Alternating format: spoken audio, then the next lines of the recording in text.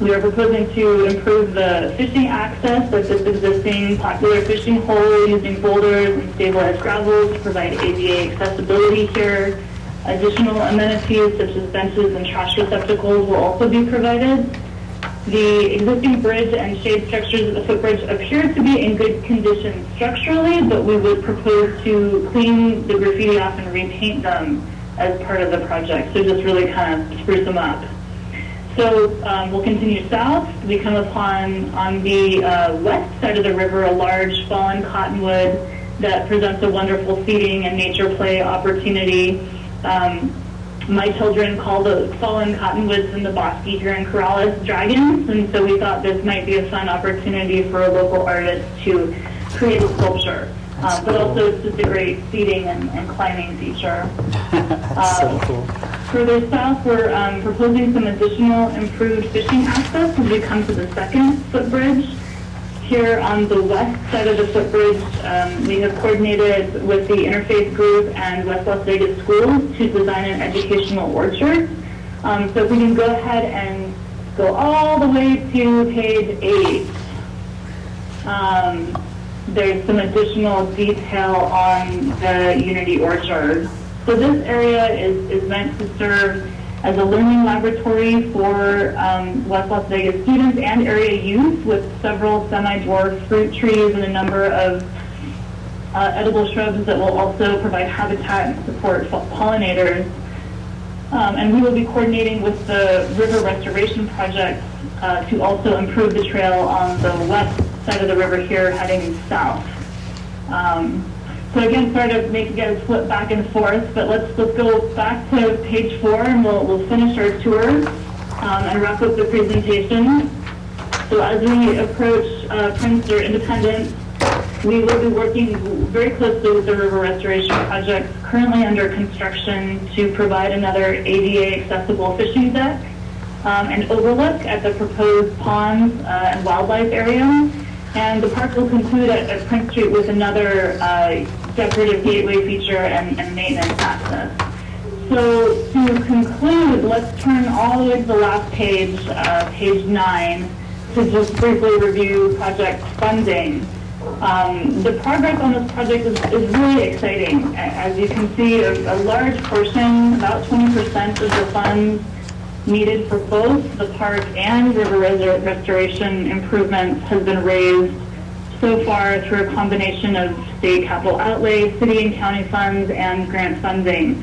So just a really great example of how to, pool all of that funding to get a lot of work done. And as we mentioned in the presentation, some of this work has already been implemented, with many of the smaller projects planned for construction in the spring.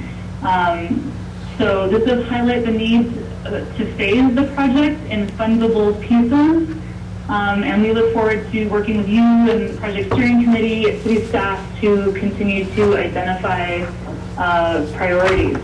So with that, we'd like to conclude the presentation and look forward to hearing your questions and comments. Thank you so much. For the record, this is just so exciting. I can't even imagine what it's going to look like completed, but this is it's just fantastic. And I want to lend our support as much as we can to the completion of this beautiful project. And this is I'm flabbergasted right now. It's just so overwhelming, and it's such good news for our community that we're going to have this beautiful sanctuary in the middle of the town. So thank you, Amy. Mr. Montoya? Oh, we want to thank you all. This is really a joy and an honor to be part of this project. So thank you. Amy, how are you? Mike, how you doing? This is Councilman Montoya. Well, thank you. Good. I want to thank you guys for such an outstanding job on this project. This is well-spent city money and resources from other entities. I like the fact that you guys are involving everyone in the city, and your projection of this park is for the elderly, the youth, everyone, the visitors to Las Vegas, everybody's geared on this project.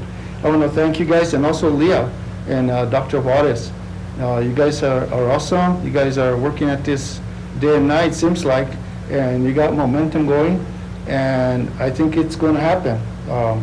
I believe in what you're doing, and I'm behind this project 100%. It's just amazing how much neglection there was on that river, and the improvements up to date are amazing so far. So involving everybody, things get done. So I appreciate it. Thank you. Okay. Are there questions for Amy or any of us? Mr. Mayor, Yes, sir. I do want to thank Leah and all the people that are doing this for the city. It's a beautiful project. I'm excited. Hopefully you guys can get it done. Back you up all the way through the project. Thank the staff, thank everybody that's involved with you guys. Thank you. Well, we'd like it done tomorrow, but it's probably going to be a few more years. Yes. Thank you. Thank you so All right. much. I have one question, Amy. So on the east side, on the Bridge Street entrance going north, there's some parking area there, and I see that cottonwood sort of fence to keep the ATVs out. Is there an opportunity for a picnic area right beside the bridge when you're entering the walkway, where the parking area is? Thank you. Great question. So what we're looking at, because we do understand that the city owns that parking lot, is looking at if we have the opportunity to move those parking spaces further to the east, so we can, because I think you all are familiar, it's kind of a pinch point. Yeah. There, it's tight. There's a lot of utilities, especially right where you cross the road.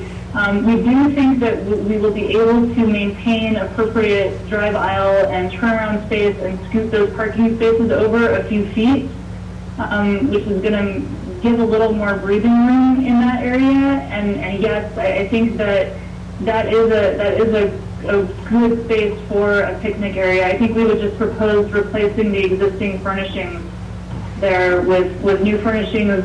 And to just make a point about a lot of the furnishings that we'll be proposing, we typically propose steel furnishings that are powder coated, so you don't have the same maintenance issues related to maintaining wood. And I know a lot of the furniture out there right now is wood, and it's a beautiful material, but I think we want to be thinking smartly about not creating a whole bunch of extra work for the city.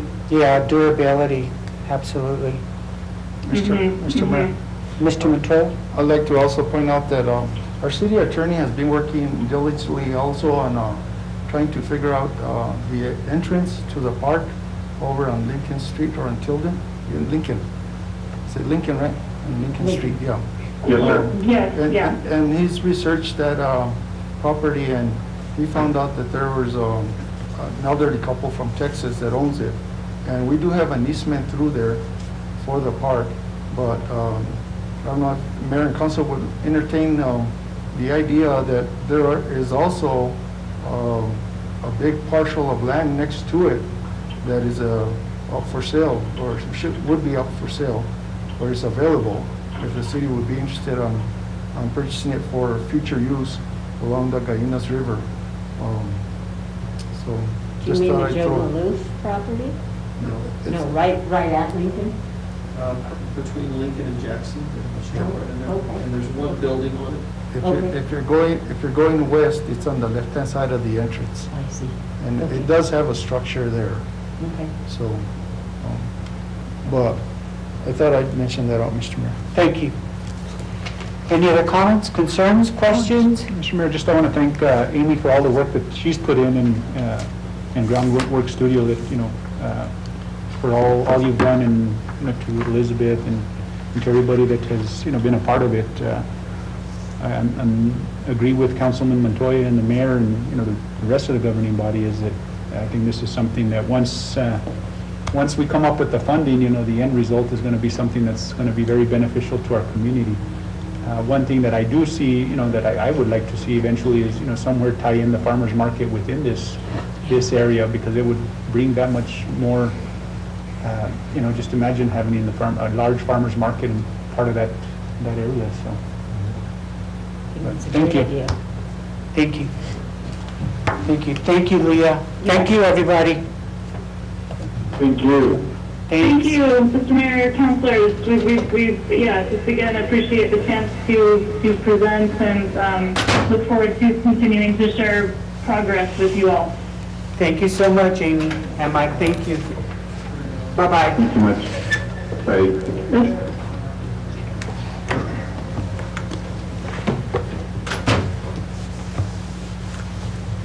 Welcome.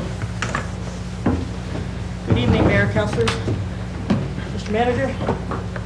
Mr. Mayor, next item on the agenda is presentation by Utilities Director Marina Gilbert and staff discussing customers' concerns in the solid waste division. Okay. Mrs. Marcus? As well. Good evening, Mayor Kunkel.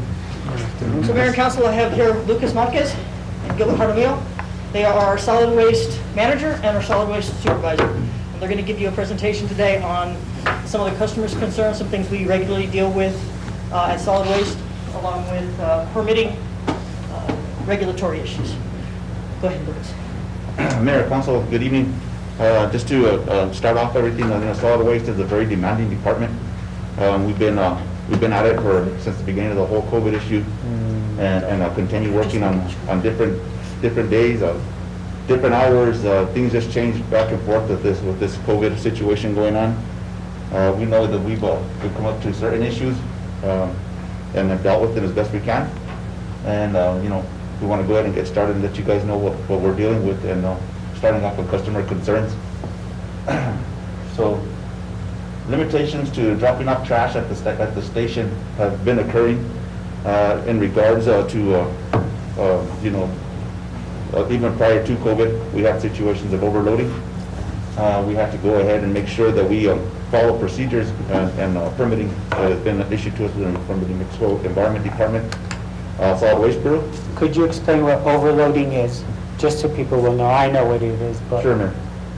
Mayor, Council, overloading is when we're not allowed to leave any trash on the floor at the end of the day. So when we get up there and we notice that there's going to be 3 trailer loads of trash left up there, and all we have is 2 trailer loads going out, we're going to have an extra trash on the floor, and that's overloading. So we can't have that occurring. We could face potential fines if that is a constant occurrence. So we've got to make sure that we do our best to keep it at 0 trash on the floor as it stands with the permitting that we have right now. And the permits restrict you from having an excess amount of waste stored.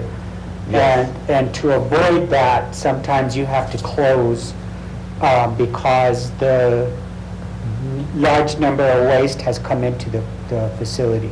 Yes, Mayor. And the permit is issued by who? The New Mexico Environment Department, Okay. Solid Waste Bureau. All right. So, and that's basically where we are at. When we have to shut down, it's not because solid waste wants to shut down, it's because our permit tells us we need to shut down. Again, that's in the permit that we have acting upon us right now. Transportation is a permitted facility, of course, like we said. NMED regulations and guidelines always supersede anything that we have going on. We have noise limits, so we have specified hours. Our specified hours are Monday through Friday, 8 a.m. to 3 p.m. We have Saturday that's also open from 9 a.m. To 12:30 p.m. So we try to follow those hours in regards to our neighbors' privacy as well. We got to make sure that we're not making excess noises out there, because we are a transfer station which deals with heavy equipment, semi trucks backing up, equipment backing up, and a lot of loud beepings and blarings and honking and screaming that will go on in that area. We need to allow the neighbors the freedom of their properties and their chance to go ahead and rest from our noise as well. And that's why we have the hours that we have. Trailers are accepted on Tuesdays and Thursdays. Right now, it's the best way of doing it. What we've found since we've taken control of these days is that we're able to stay open instead of closing down so often. Before, we used to accept trailers every day, any trailer load at any time, and we were constantly closed down. Closed down, I mean shut down for 2 to 3 days at a time while we try to catch up to those specific guidelines that are set forth. And that's because the trailers bring a large amount of debris to dump. And if you had that going every day or more days, we'd end up closing because the floor would be too full. Yes, our thought process was that, Mayor, right off the bat, was you take a 16-foot trailer bed compared to a 6-foot or 8-foot pickup truck bed, and you're looking at a lot more trash on the floor. And everybody nowadays has a trailer to go ahead and bring in because they want to finish their job in one load instead of 2 loads that it may take. Our thought was also that there are the few and the minority in the public that don't have money to buy a trailer, and it's not fair to them that we're shutting down the transfer station every day because the trailer population was coming in to dump in the facility. Now, we did start off this Saturday, which was the first Saturday of the month, to go ahead and try out the trailers on a Saturday. And it was a good success. We got a few trailers in, and we were able to hold our load. Had the wind not picked up on us on Tuesday morning, we would have been able to stay open, but we needed to shut down for that purpose. So it's also a safety concern because we pile up this trash as it's expected. We got to windrow this trash, and sometimes you're having windrows that are above 8-9 feet, and then you have your equipment underneath it. When if this trash would shift and fall, it's a very heavy. The trash is heavy. Mm-hmm. And it could cause damage to not only the equipment, but it will also injure our operators as well. So it's a safety concern as well. So the waste volume is enormous in this town. It's huge. We have a lot of people that bring trash to the solid waste transfer station from all over the place. Throughout the county, they bring them over to the transfer station, even from different cities come over here to dump municipal waste in the facility. So we do wind up with the excess amounts of trash. As you can see in the pictures here, we do have a lot of trash laid out on the floor, strewn out throughout the facility. So one of the points I wanted to make from this picture, and I really liked Lucas finding this picture, is look how much cardboard is in there. And cardboard is a recyclable material, except for right now there is no, and Gilbert will get into this a little bit more, but I wanted you to see how much cardboard right now we're accepting, where it would be so much better if there was a recycling a user of that material, and unfortunately now it ends up in the waste stream. So yeah, and I was going to try to point out the cardboard, but I was kind of leaving that tidbit for Gilbert at that time. Other reasons that we could be shut down and at the transfer station, of course, are the weather. The wind at the landfill will shut us down. So what this does is not only impacts our service at the transfer station, but also impacts our service to our residential customers. If it's snow packed and icy, we don't want to put a truck out there because even though they are big trucks, they'll slide a lot faster than the pickup truck if they do get going. And they're a big truck, 36,000 pounds without just being empty. And then you add another 8 tons of compact trash in there, and you got a pretty big size of missile coming down a hill or up a road or down a road or whatever. And we don't want to do that. So that's why the weather plays a big impact on our services.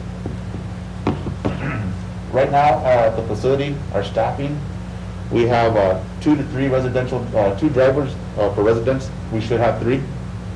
We have 1 commercial driver. We should have 2. We have 3 transport drivers, and we need an alternate driver who is actually, we're looking for one right now. He should have a Class A. And the requirements would be a Class A and a Class B for any of these positions. Class A's are preferred, but Class B's are accepted to drive packer trucks. The semis, which would be the transport drivers, must have a Class A and experience with all packer equipment. Front loaders, side loaders, commercial side loaders, and of course the commercial front loaders need to all be learned before you could go ahead and get into the transport trucks. So when you say you have some staff missing, are those jobs posted? Yes, Mayor, Okay. Mayor, Council, yes, they're posted. All right. So we're looking for, but we have some challenges in that area. And of course, you know, it's our wages.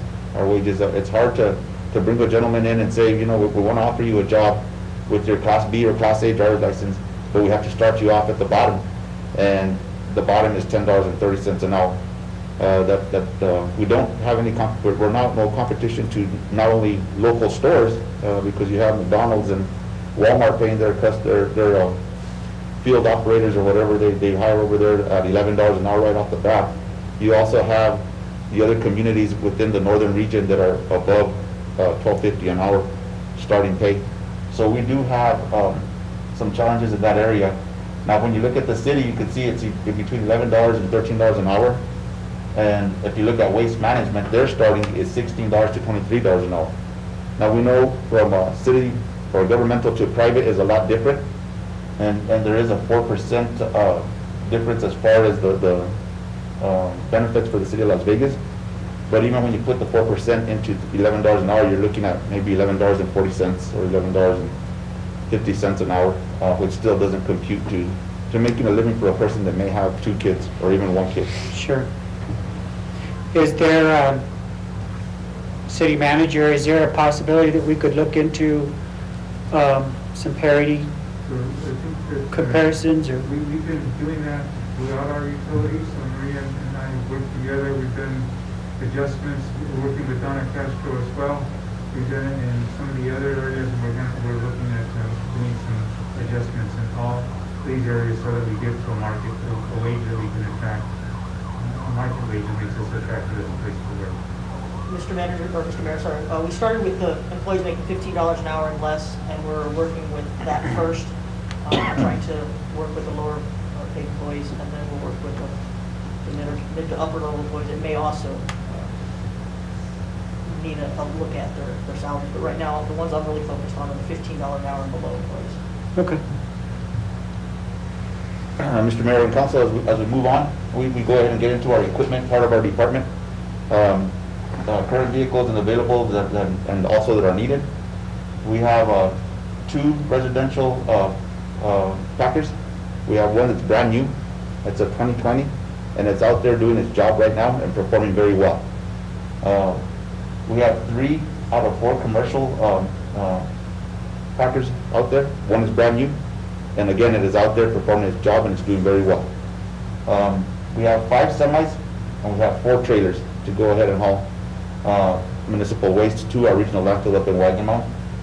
Equipment needing regular costly maintenance, 3 residential packers right now. We have 2 of them up for sale.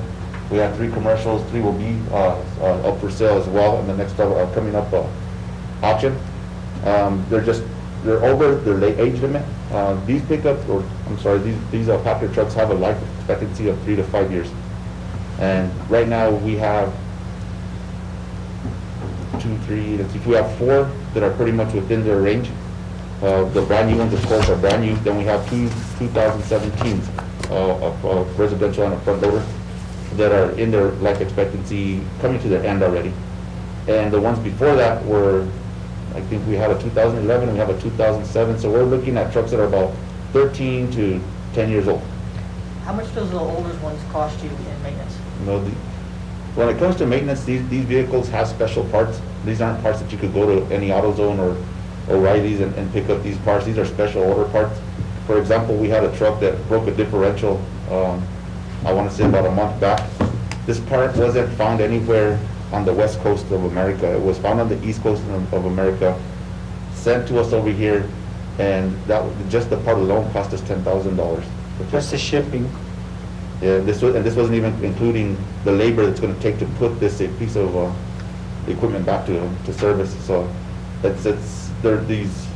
when they get into the older parts, things start to break. They move constantly. They're picking up heavy loads. The guys have done a very good job of keeping these trucks up and live for the past 10 years, 11 years. And, you know, we do get a lot of speculation upon us because the trucks are breaking down a lot. With right, that's okay that they do that. But at the end of the day, we're keeping trucks that should be dead and gone over 7 or 8 years ago already. So we're doing what we can do with them. Mr. Uluwari? Lucas, how do you keep a log on the maintenance on the trucks and the loaders and all that? There's daily inspections done, Councilors, there's daily inspections done, and the preventive maintenance plan that we have put together is we grease them every other day to make sure that all the parts that are moving up and down are working properly. During that greasing, of course, we get to inspect closer nuts and bolts and hoses and sensors that may be damaged. So, we do our best to keep them on. And yes, we got logs of what has been exchanged, which truck costs us more to repair, and all the parts that we have purchased for those trucks are in a log. And who's doing the repair on the equipment that's being broken down? Right now, we have a contract with DAG Enterprises, so he does all our work on the equipment. He does all our work on our equipment. Just an example, the new truck that we had just purchased was having issues with the PTO. So we called the company and said, we just repurchased this thing, we paid $257,000, we expected a running truck. They came, they picked up the truck for us to take it back to Albuquerque, sent it back to us, and as we started to do our job, it did the same thing to us. So what we did was we went ahead and called AMREP, who makes the bodies for our trucks, and that technician called our mechanic, Diego, had him come out. Diego put his computers up on the truck, as was advised by the technicians, and as he walked through, he actually found the problem right away. There was a wiring harness that wasn't connected properly.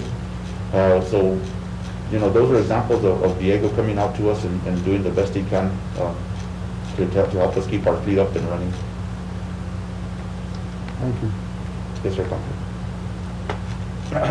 Cost of services, enterprise funds must cover the cost of services within its revenues. Monthly charges cover like pickups at residents or businesses, household waste, and at the transfer station. Residential close customers get charged extra for like remodeling, like spring cleaning, boxes, excess waste. Commercial customers have additional charges as well for their construction waste. And there's certain items that we can't accept, period. So as it comes into the whole turning away a customer, there is certain things we can't take, and it's hard for them to understand that they bring a certain refuse item to the transfer station, and we're telling them, no, you can't throw it away over here. Can you give us a couple of examples? Yeah, sure, will, Mayor. The one example is concrete. We can't take concrete. Reason being, it's a flip over hazard, what they call it first off. It doesn't crush very easily. So if it's underneath a lot of debris and our truck or our front loader is processing the debris and it rolls over it, drives over it, it could flip on over. So that's concrete. Root balls are the same thing. The root balls of the tree are not allowed in our facility because they are a flip over hazard. We have asbestos that we cannot accept. We have liquids, free liquids, paints, oils, Presto, things of that nature that we cannot accept. Needles, syringes, all those are considered hazardous waste. So we cannot accept things like that. Of course, biohazard bags, things of that nature. I guess the dead animals, we can't, offal, anything like that we can't accept. We can't accept it at the facility. Thank you, Lucas. Yes, sir, Mayor. Customer service. So in customer service, we have issues where we have to be most of the time the bad guy and say no. So it looks really bad upon the staff when we do that. We try our best to find a way around the no at the most legal point. We don't try to stray off of our ordinance. We stick by our ordinance as best we can. We familiarize ourselves with our ordinances not only by talking with each other, but also in our meetings. We will go over our ordinances to see what we can go ahead and discuss. And if there's something that we can do to help the customer, that's our number one priority. We make sure the customer gets what they need as best we can without breaking the rules that were set forth by that department. So we try to do as best we can for that situation. And if we do, let's say we do accept the load and say, well, yeah, you're my friend from Albuquerque, and I'll let you go ahead and throw these needles in here. Now we're accepting a hot load, is what's called a hot load. And we have to act in the best interest of the city.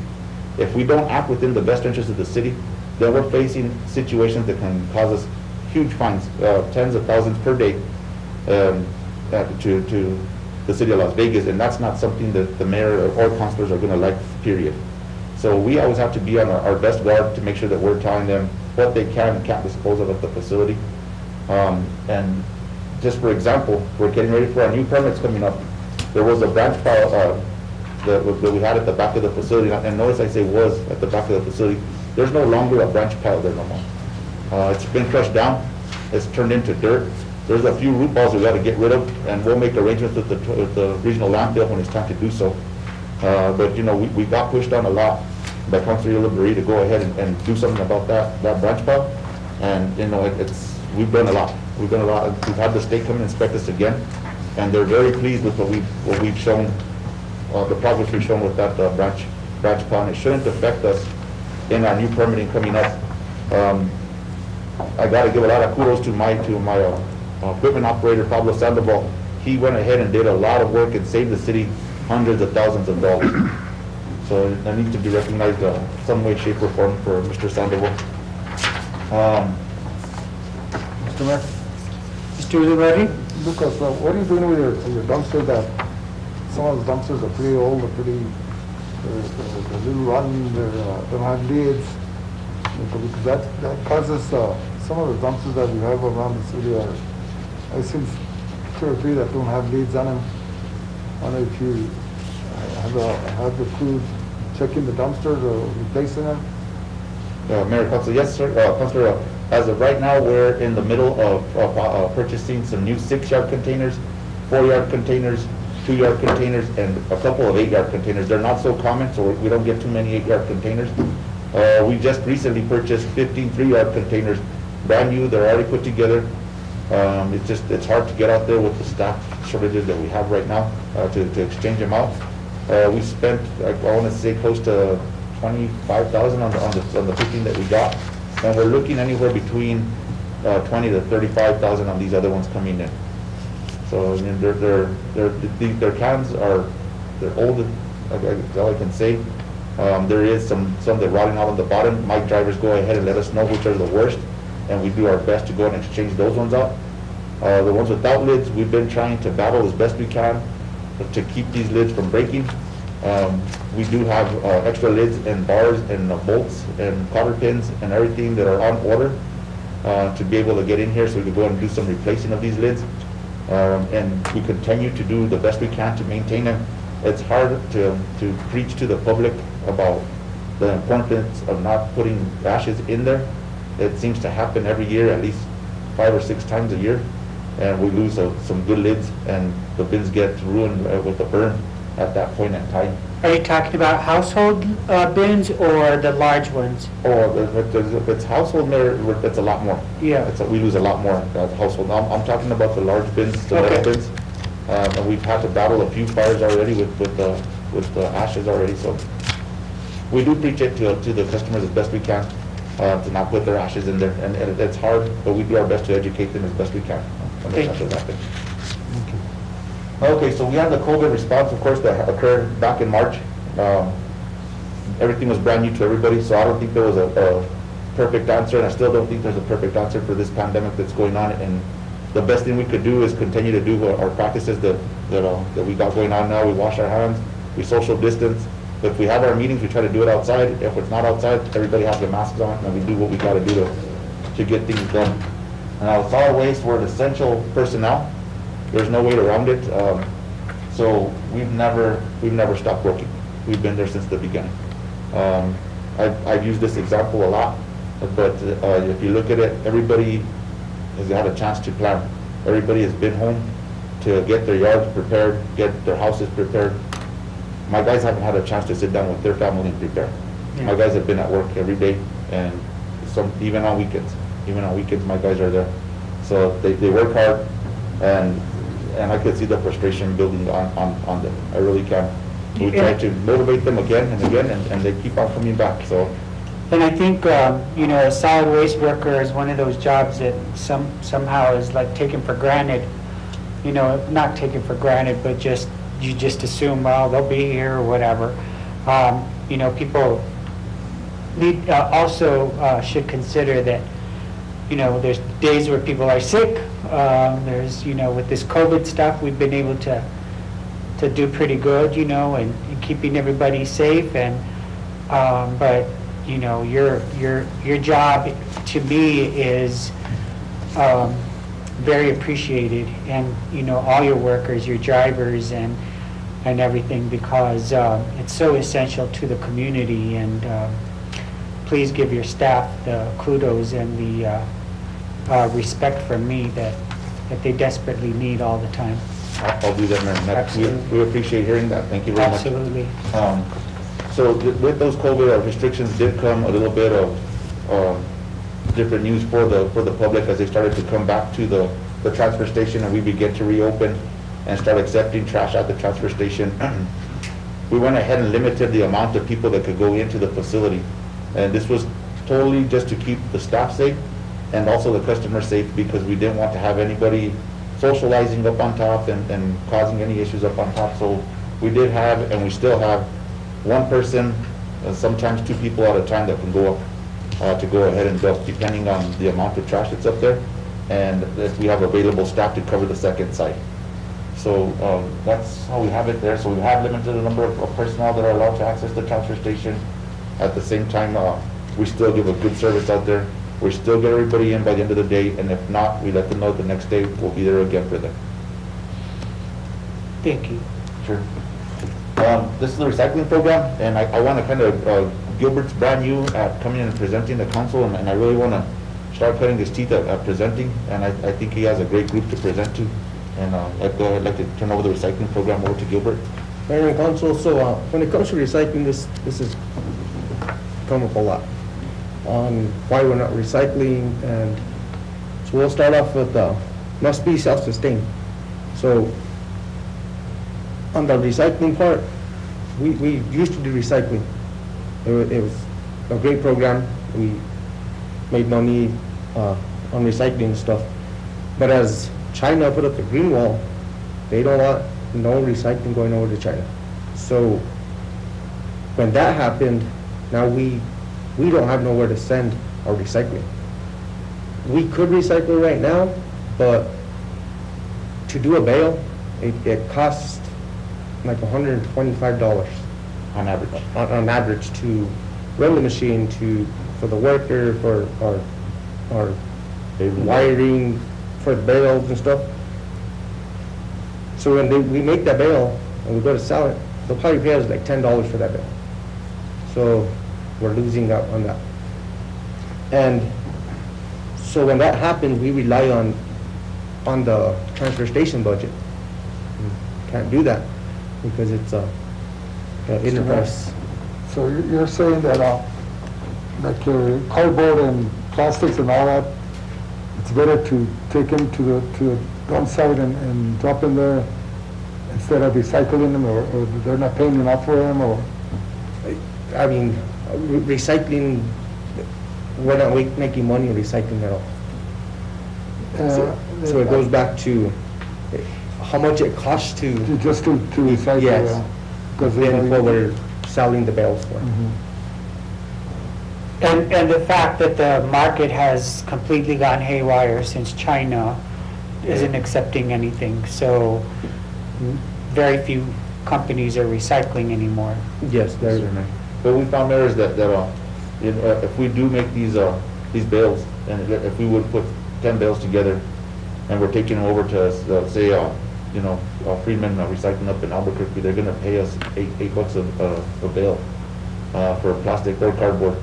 The losses are going to be great, and that's what Gilbert's saying, is that it's for it to be a self-sustaining part of the division of the department, it needs to go ahead and stand on its own 2 feet. And as it's standing right now, it can't stand on its own 2 feet. It's relying on solid waste, and we're an enterprise fund that can't be funding something else. We can't work at a loss, so we gotta think of other ways of doing it.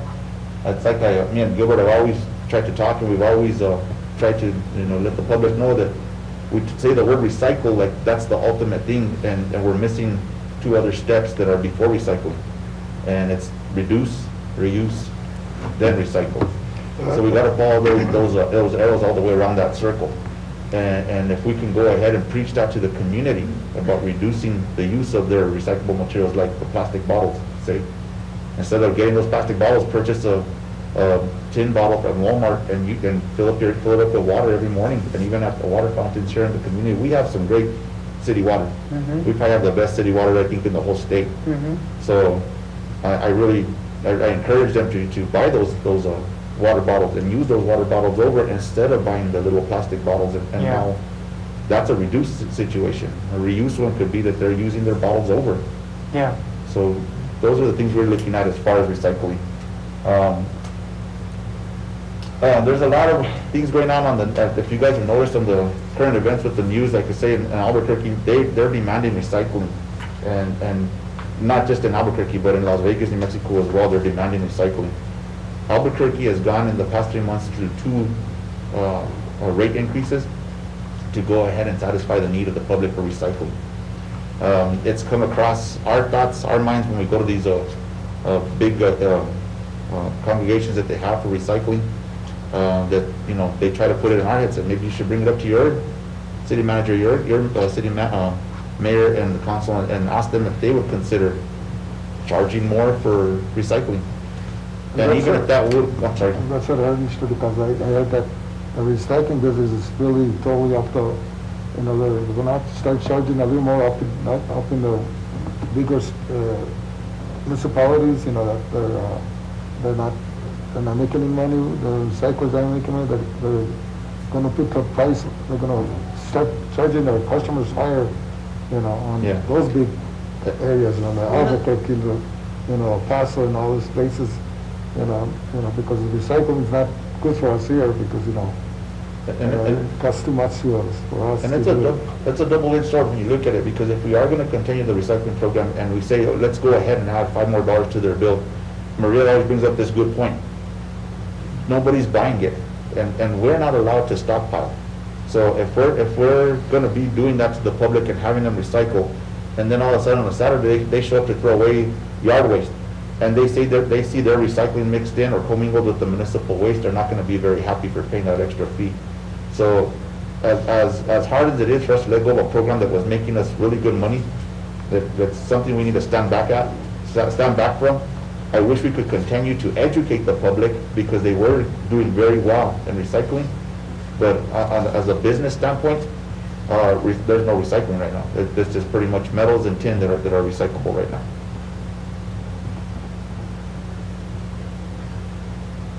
Thank you.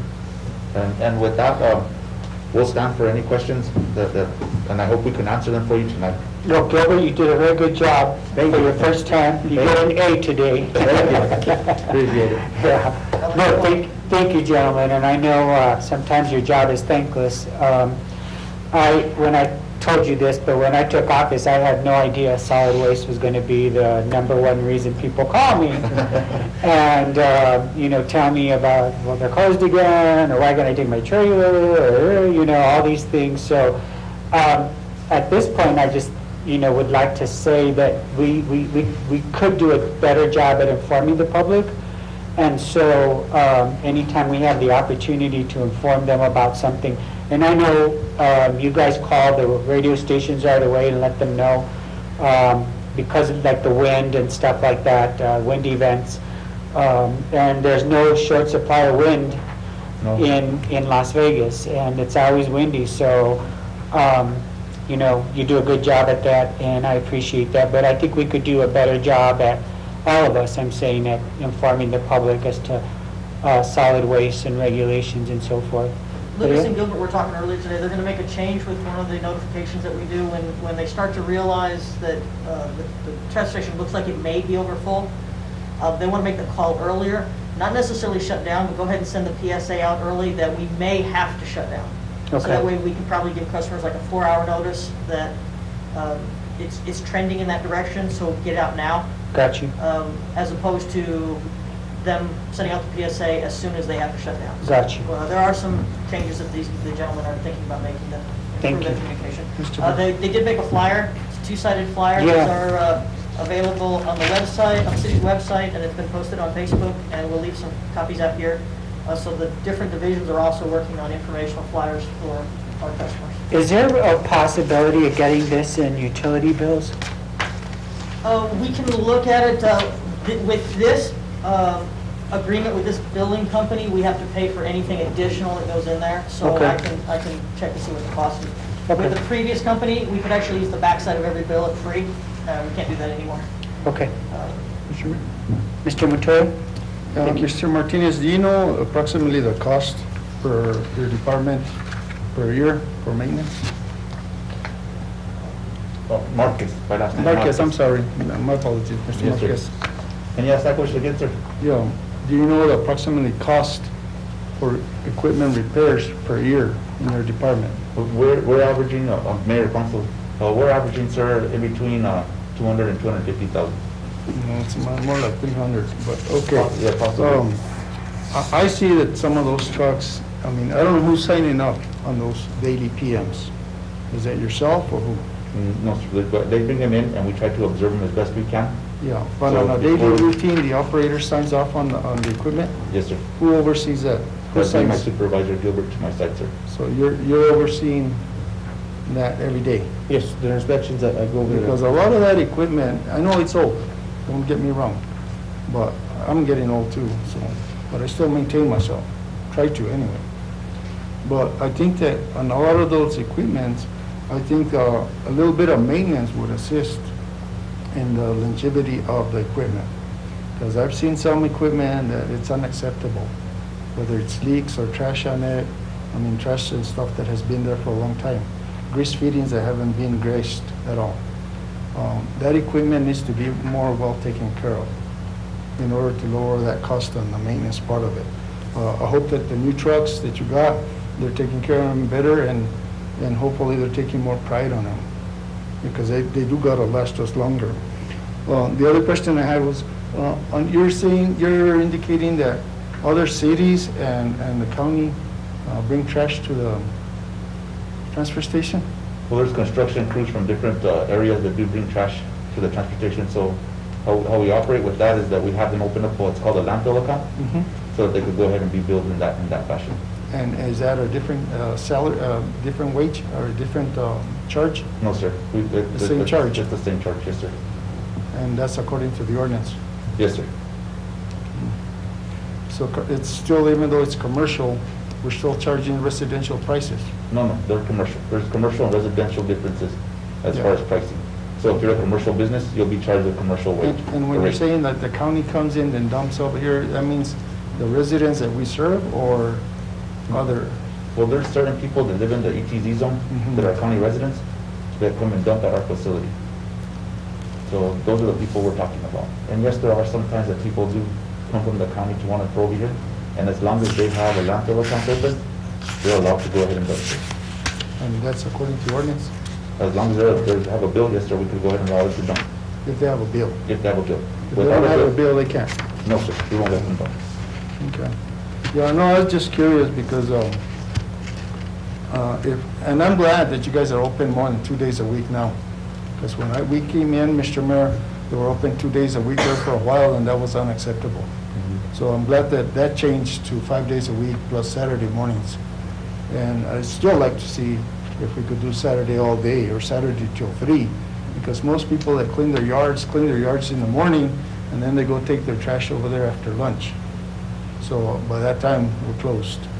But as long as at least we're opening from the time that we're saying we're open to the time that we're saying we're closed, I mean, that's very important to the public.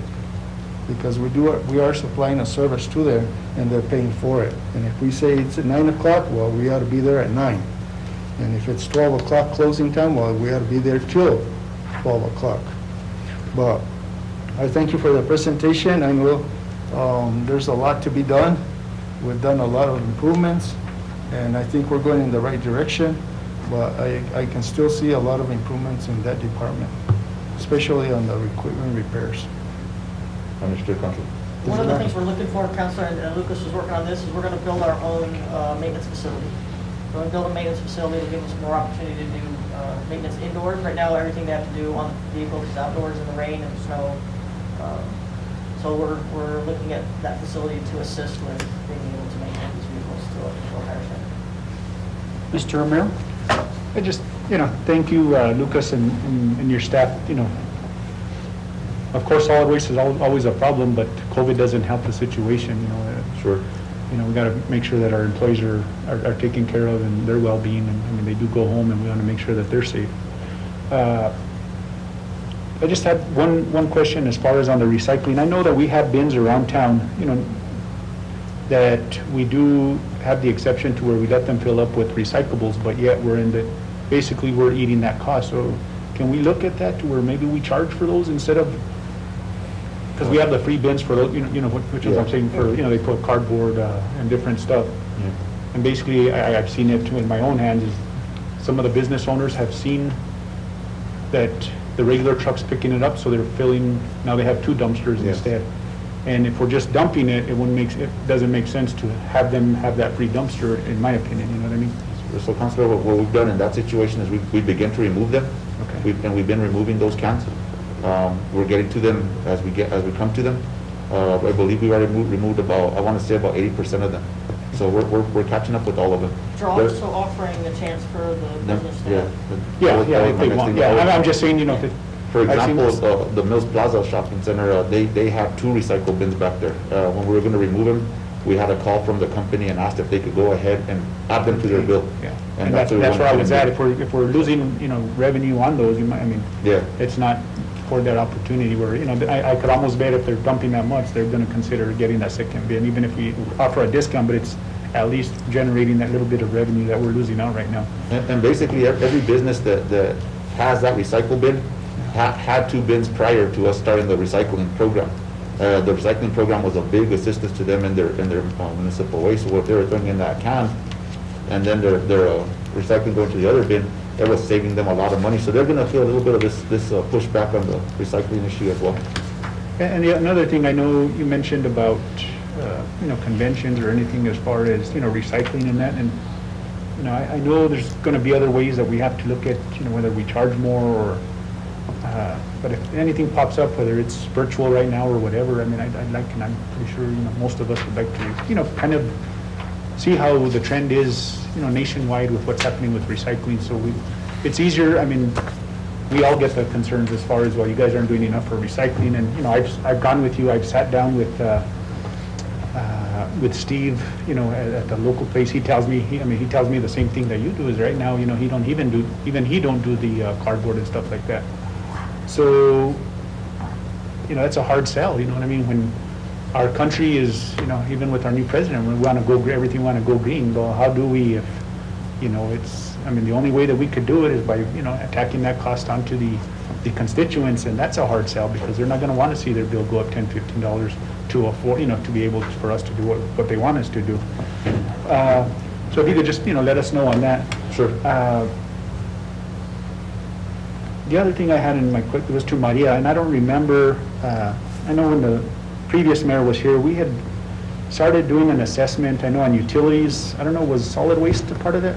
Yes, solid waste was a part of it. Did we ever get anything back from them, or once the mayor left, did that kind of die, or? It kind of left it to nothing really happened. I'd like to bring that back. I'd talk to the city manager, and I'd like to be able to bring that back to the What is council. that? We had done a rate analysis on all utilities, looking at the capital improvements that needed to be made, the budget, the next 5 to 10 year plan, and the recommended, they came up with different recommendations for rates.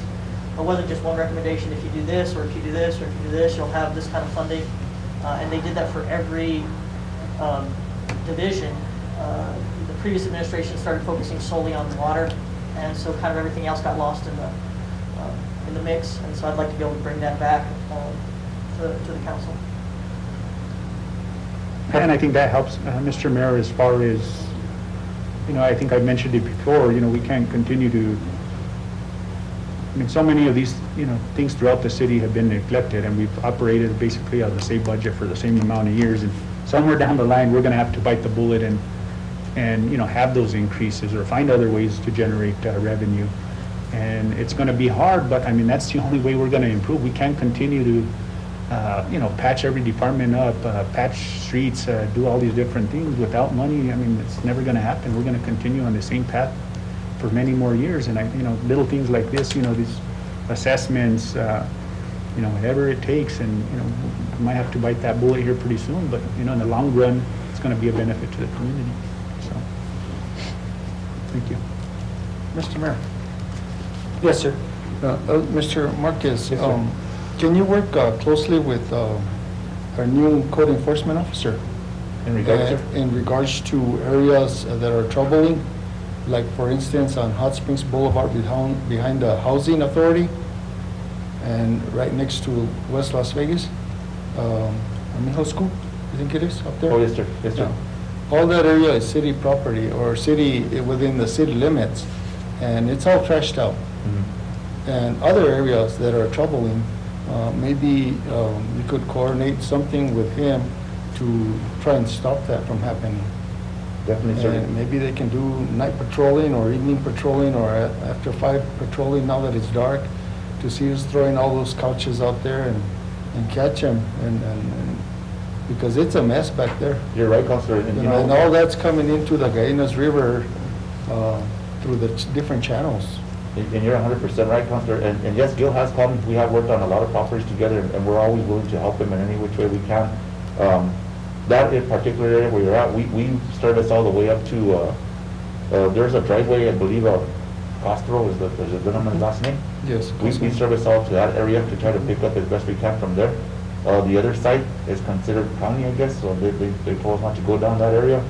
The property that is getting trashed belongs to Mrs. Peña, even behind the housing. It is Mrs. Peña's property. Which Peña? I want to say Felipe Peña, Yeah, was it's the Felipe. husband. Oh. So Mrs. Peña is the owner of that property where all that trash is at. She did make an attempt to have it cleaned up. She had hired a couple of guys to clean it up, and I think they had a falling out when it came time to pay, for her to pay them. They brought us about 4 or 5 loads of trash, and they still had like another 4 or 5 over there. There's like 10 now. Oh, yeah, definitely. And I passed through there the other day.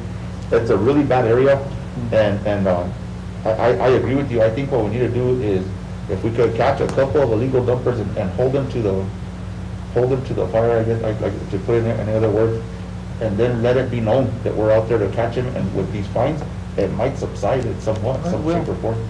Thank you. One of the other things that we're looking at is doing an assessment of how many couches and recliners and other things that the transportation receives. And if instead of it being an extra fee, if we add to a bill and say, okay, now couches are included in your bill, so there's no charge. If that would help with some of these people who are just trying to avoid the dump cost. It would spread it out across the entire community, but it would be beneficial to those who just feel like they don't want to pay that extra $5 because they're already paying something, like $10 or whatever the extra fee is. And we're not definitively going to do it, we're looking at that as an alternative. So up in the upcoming meetings, we're going to have the littering ordinances and illegal dumping ordinances, and we're probably going to have some of the highest littering fines in the whole state. And so I think we will, and illegal dumping fines. So hopefully in our next meeting or so, we'll have those new ordinance come out. And I think the people are going to be shocked, but I think we're going to have the highest fines in the whole state for littering and for illegal dumping. So That's a big plus, Mayor. We appreciate you doing that. thank you. But Mr. Mayor, it's like I mentioned about 3 meetings ago, there's not one sign in town that says illegal dumping or a fine on it. And that's, we need to be transparent and tell the public what we're going to do is start doing before it happens, giving them a warning sign. Like now, we're letting them know the transfer station's open 5 days a week, Saturday mornings. So now they know they can go and dump, and hopefully we won't have too many shutdown days. But signage is important. Even along the Gainas River, a couple of no trash signs with the ordinance on there and the fine or whatever. Right here in front of City Hall is another good place for one. Back there, where I mentioned, those areas, just make it a little bit visible that, it's not acceptable. If you see it every day, hopefully you won't open that window. You're right. Mayor, Councilor, I think you're right. Councilor, we did try that a sign out in a certain area that was always getting illegally dumped on, behind the cemetery, behind the Cristone Circle, was constantly being dumped on. So we went out there and we were, every Friday, we were going out and picking up tires, mattresses, branches, whatever it was. We decided to put up a sign that said, you know, about illegal dumping and the fines. And we've had a cut down on illegal dumping over there by, I want to say at least by 70%. So you're correct. I think signage is a big thing. And I could look into what kind of signs we could procure and hopefully get some signs out there, get with Christie and work with them in regards to setting them up in certain areas. And the other thing that I should just raise right away, Mr. Mayor, is, you know, have you checked into all the trash that there is over there at Camp Luna, at city property, the old dump? So our dump part, yes, we're responsible for our area. Yes, we've seen that there's a couple of trailer loads out there. We have plans to go pick up our part of the city dump. The other one going to King Stadium, that turns into armory and land grant issues. So we haven't messed with that, but yes, I have seen the filth. I have seen it out there. Did you have a plan for that with a Yes. group? Yes, we have a plan that we're gonna be working on and presenting here pretty soon to something that might. Yeah, because everybody, you know, a lot of people are going and dumping over there, thinking, I don't know, just because it's out of sight, out of mind. And That's a you know, multi-entity. all that's coming back into town sooner or later. Yeah, it's a multi-entity, and we've already been in communication with the county, Andrew and some other people at the county, as well as the National Guard and land grant. We're all gonna have to participate in fixing that. The other idea that somebody gave me in the community was to put a camera that'll take a license plate picture of every vehicle that passes on that road, and try and identify some of the offenders. And from what I understand, when I was out there on my bike a while back, a lot of it is construction waste. So it's all these people who are doing construction on the weekends or, you know, whatever, and they're trying to get rid of their construction waste. A lot of it is drywall and all that stuff, but a lot of it is old TVs and tires and stuff. So while you're in that discussion, please invite me to the next meeting, because I do want to talk about enforcement, and not just whose problem it is, it's all their problems. Because you're talking about land grant property, you're talking about, you know, National Guard property, you're talking about all that stuff, and but the land grant people need to know that they need to step up and protect their land a little better as well. So please invite me to your next meeting. Mr. City Manager? I just wanted to say about the cameras, I met today with the camera operator in the police department, and the technology is so amazing. I mean, they can find cars, they can basically do a DNA test on a car, if you can't see the license on it, and trace it back to who owns that car. We are planning to have a meeting and a presentation by the police department to the council in December on that technology, and where we might want to put cameras on the Riverwalk, on the plaza, and other strategic places in town to deal with things like illegal dumping there. So I just want to let you know that we're aware of that, and we're gonna show you something. The prices come way down, and it can provide a lot more information for the police department, for code enforcement, for solid waste to enforce our laws. Good. That's good news. Mr. Ulibarri. Because maybe, I don't know if code enforcement is working on the weekends, I don't know if they have something set up for code enforcement, and you can identify the areas that are being illegal dumping. That way you could get with Ben Minus and his staff to see whether we can have at least code enforcement work that areas on the weekends, because that's when they do it, you know, in the afternoons, you know.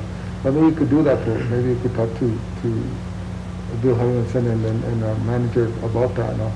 Maybe you could get some of that things solved too, you know. Sure. And another thing, I want to thank you guys for all the hard work you do, you know. You guys go out there and do a lot of work, and illegal dumping is a really bad area. That thing here in Vegas, and well, we've had it for years and years. But thank you for all the hard work, all you and your staff. Thank you. Thank you, gentlemen. Mr. Chairman, I just had one question. I don't know, Lucas, I know I sent you that link for that grant. I don't know, had you had a chance to look at it or not yet? So I looked at it. I haven't had a chance to read it completely. Okay. But I'll sit down and we'll go through it really thoroughly and see what we can do about getting over to Maria and see what we can go, if she allows us to go ahead and go for. Okay, all right. And if we needed a letter of support from Heinrich's office, they should let him know. Okay. Okay. Thank you. Appreciate it, gentlemen. Mayor, Council, thank you guys very much. Have a good Thank you evening. very much. Appreciate it.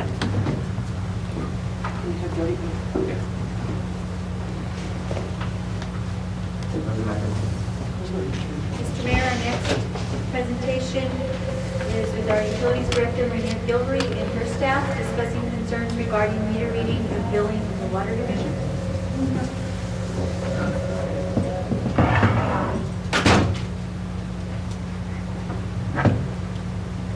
Welcome, everybody. Good evening again, Mayor and Council. So I have with us here today 3 of my employees at customer service. I have my customer service manager, Jody, our collection, or sorry, it's been a long night already, consumption clerk, Josie, and Jared is our field customer service supervisor. So we're going to give you a presentation today on, we're going to try to do it as quick as we can, but it's going to be a presentation all the way from meter reading to billing and dealing with leaks and assisting customers. So each one has got their own little section to cover. But I wanted to give a little bit of a history on our vendors. I know that we're dealing with some customers right now that are expressing some concerns about some high consumption. I wanted to let our council know and the community know that the vendor that we use is Neptune. They've been around for 128 years. They started back in 1892. City of Las Vegas has been using Neptune meters for about 15 years. And the AMR system, which is the automatic meter reading, we've been using for about 7 years. And so Jared is going to go ahead and start talking about the equipment that's involved in our meter reading program. Good evening, Mayor and Council. So we start off with our meter, which is mechanical, which is with the register, which is the AMR. We have our transmitter. We have an antenna that's connected to the register on the meter itself. The laptop is what we use for actually collecting the reads. We do that weekly. We also have our handheld devices to collect the 90-day graphs and also any reads that we may need. After that, we have the data computer, which will be on Josie's end. Equipment issues. Meters, on the meter end anyway, they'll slow down or stop due to age or wear, temperature, corrosion, materials that get lodged in there. In the last 5 years, we've had 20 meters tested. They've been sent out. 19 were within the AWWA standards, which is the, what is the standards again? The 1.5? Plus or minus. Right, 1.5 plus or minus. We had one that deflected. So you will not see a meter actually speed up. It will actually slow down. When it malfunctions. When it malfunctions. So if I can, this is the guts of the meter, and it's a nutating disc, which is weighted, and it does, I don't know if you want to pass it around. And because it's a nutating disc, it won't spin on its own. It actually requires the force of something to make the disc rotate. It's not a vane, and it's not an impeller or a propeller.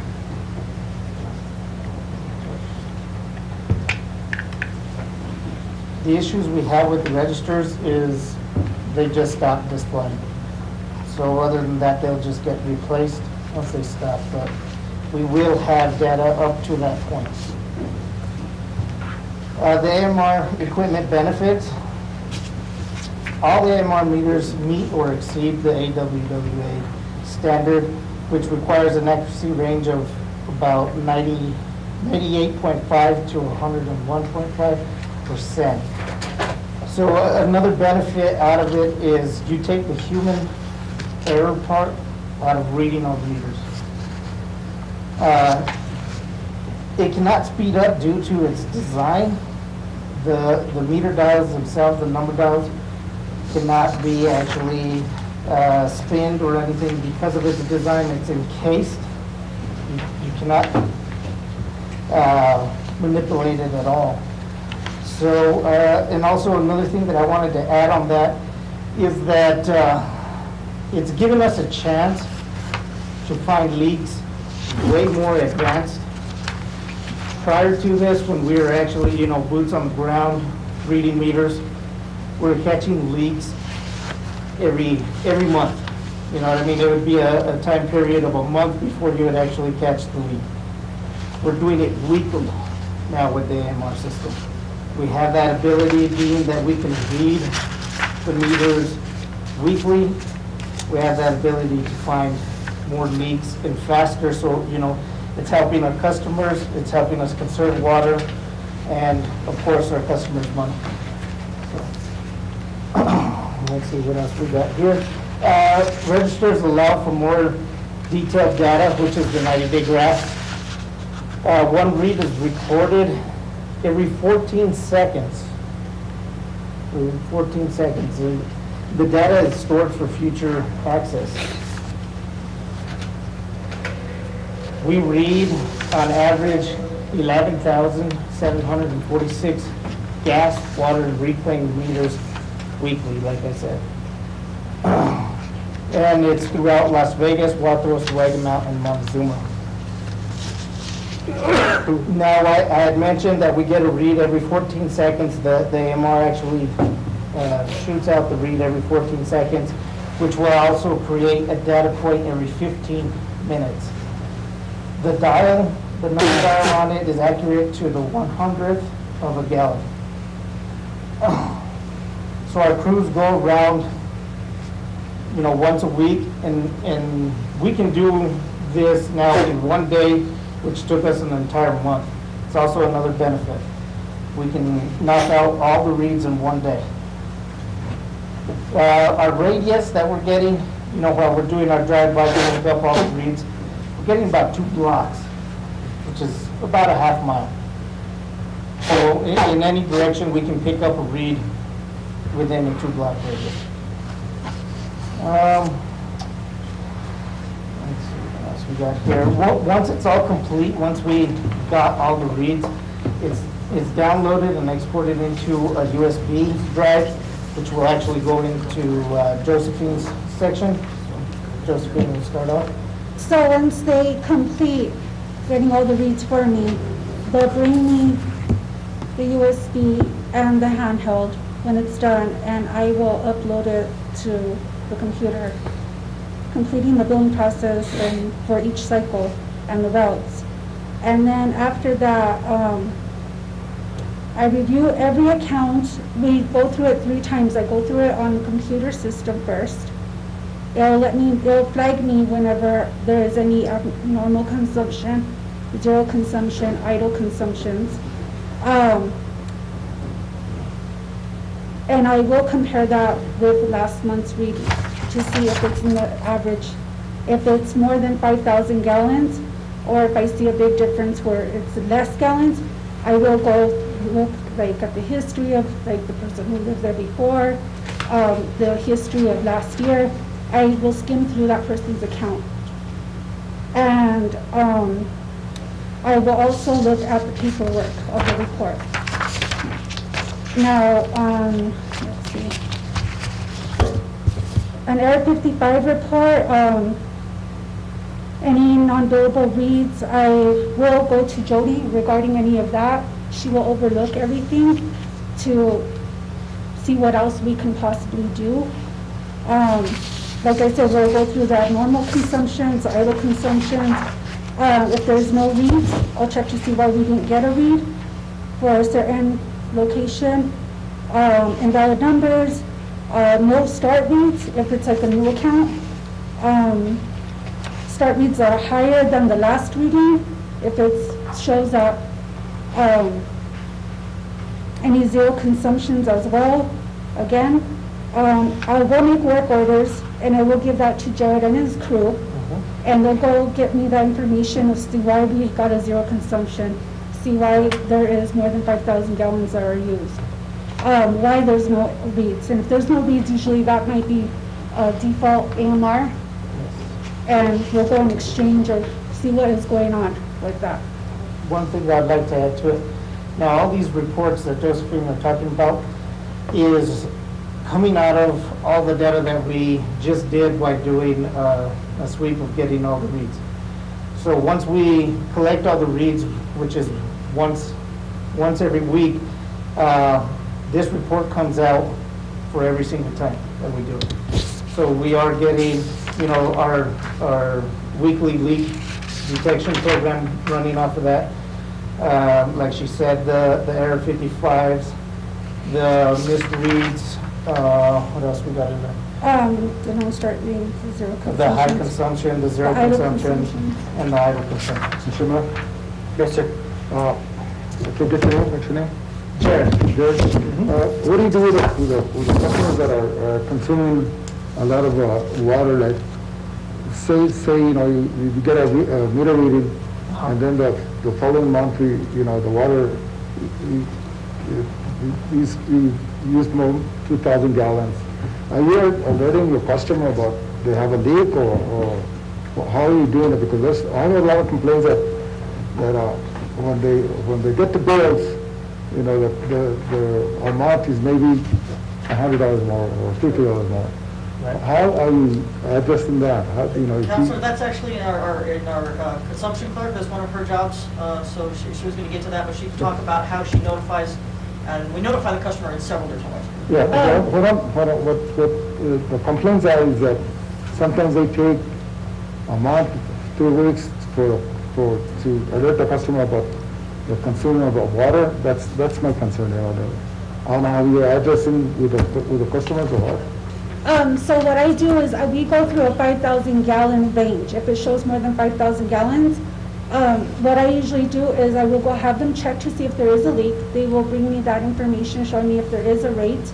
I will also do a 90-day graph after that. So we have the 90-day report graph, just in case for when the customer is alert by myself or our customer service team. I will send out a letter or an email. That's what we're going to be starting to do now is emails. If we have an email for our customers, which is very important. We're trying to get all the email addresses for our customers.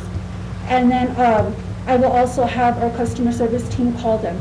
So we always have to have at least their current telephone number, and we have that flag on there to always make sure to get our customers' current telephone numbers, because we don't always have everyone's telephone number. So then they are alerted before they get their bill, so they're not shocked. I know that there is a few that might, we don't get to right away, but we are trying to work on that and trying to use our high-tech software now by doing emails. And We've noticed that sometimes our letters don't get opened. Yeah. They don't open the bills, because people just don't open the bills anymore. They just either auto-pay or they just get online. So we're trying to find other ways to inform the public, because it seems like our letters may not be responded to. And we found that a lot of our phone numbers and emails are not accurate. So they've also been, every time a customer comes in, they do try and make sure that that data is updated.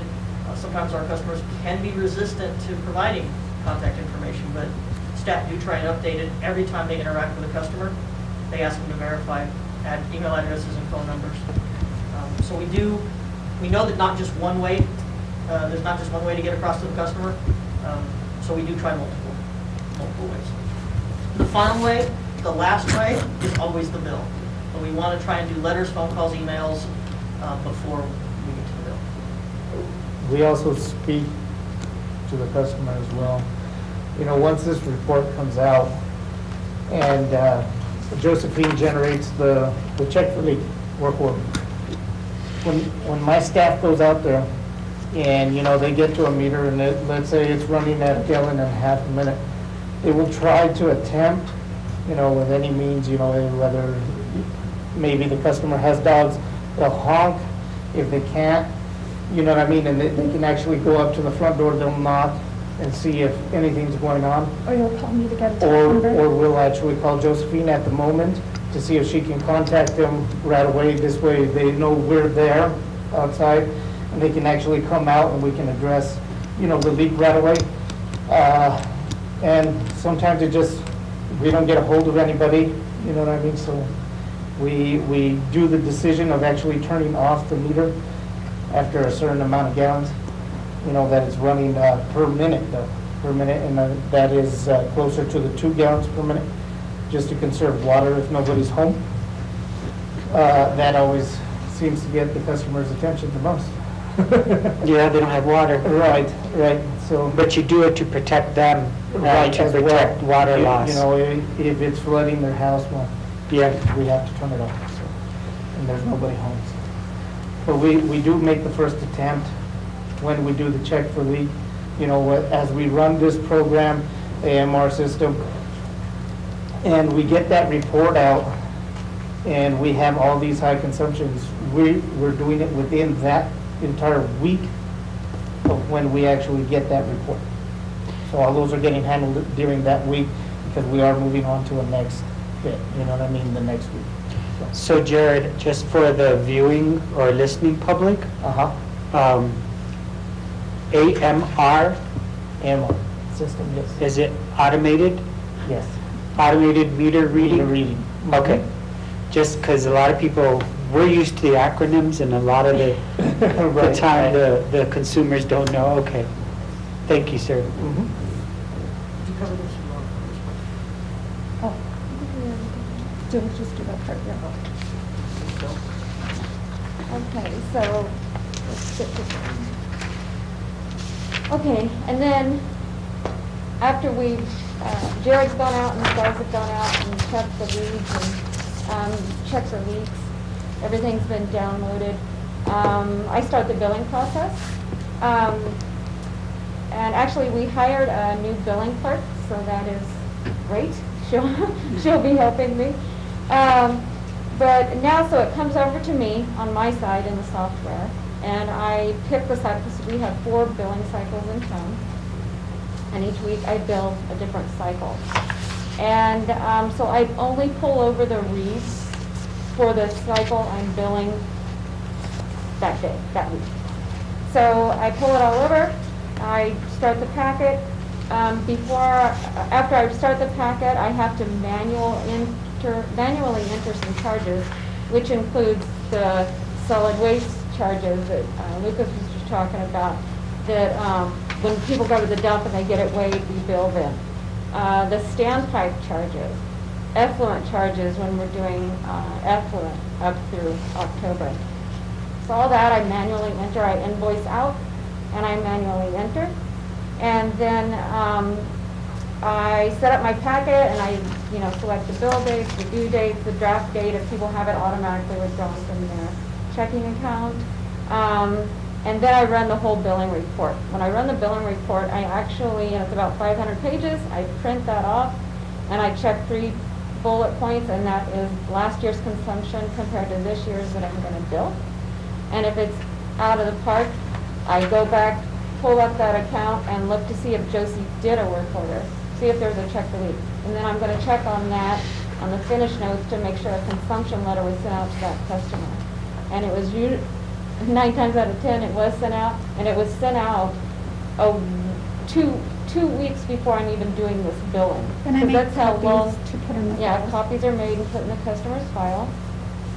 So before I even can start my packet, she's been reviewing the reads for a week, 2 weeks 2 weeks. of getting all the letters sent out to people if need be, and customer service contacting these people. So they're not shocked by these bills if they can get a hold of the customer, if they're willing to pick up their phone, Right. if they're willing to open their mail. We try. We don't want people to be shocked.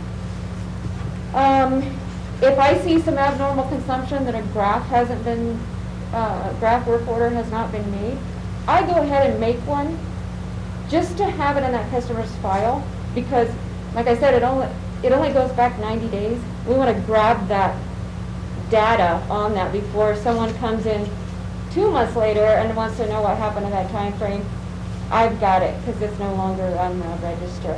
And it's in their file. Customer service can go, pull it out, and give it right to the customer and explain it to them.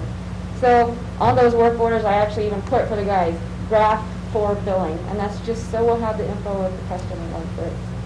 I go through, and after I get the other work orders I want done, my manual entry of charges, I go ahead and calculate the billing. After I finish my portion of the billing, There's another person that runs through the totals, actually, a quick run through for the totals. And that is Rebecca. And she actually does the final check on the totals of the billing, see how they look on the bills before we hit send to our printer, who is up in Washington. And then they get back with her, send her a final preview, and that's usually within the same day. And then she hits, okay, that's good, and we update the packet, and the customer's bills are mailed out that evening or emailed immediately if the customer prefers their bill emailed. And then?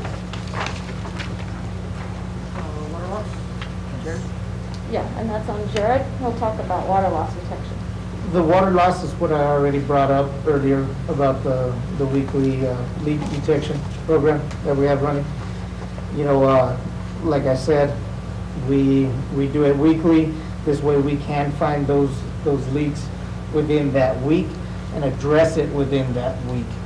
You know, before, like I mentioned, the benefit to this AMR system, we're able to do that now. Before, it would take an entire month before we'd actually know they had a leak and could actually inform them of it. Sure. How specifically does it tell you have a leak? Is it when they're driving by the meter readers, or? It'll actually alert it. When Josephine actually downloads it, it'll come up in the report that it has high consumption. And then from there, once she makes the work orders, we'll actually go out and do a visual look at the meter itself. And our meters are equipped with a leak icon. So, and it's a little faucet on there that will actually show if it's flashing, it's 50 days out of the 96 days that there's a intermediate leak. And then, of course, the whole 96 days, they'll show that and that icon is actually stationary, it won't flash. And then, of course, we'll actually get the flow rate, so to see exactly what it's doing per minute. You know, so we actually do that visual, and that's when we find the leaks. That's when we actually make the attempt to contact the customer then and there. And could you kind of describe how the readings are taken? Because it's not the old system, you open up they're just pretty much scan, right? It's a drive-by system, like I said. We have the transmitter that will actually receive all the reads to it, which is connected to a laptop that will actually come from the transmitter into the laptop and get stored within the system. What is it called? It is the Neptune system, of course. But it stores it in there to be exported for Josephine. So it's just a drive-by system. It actually picks it up as it's going, you know, as we're driving through town. There's not much to it. You just hit most of the streets. Like I said, we have a range of about 2 blocks, half a mile.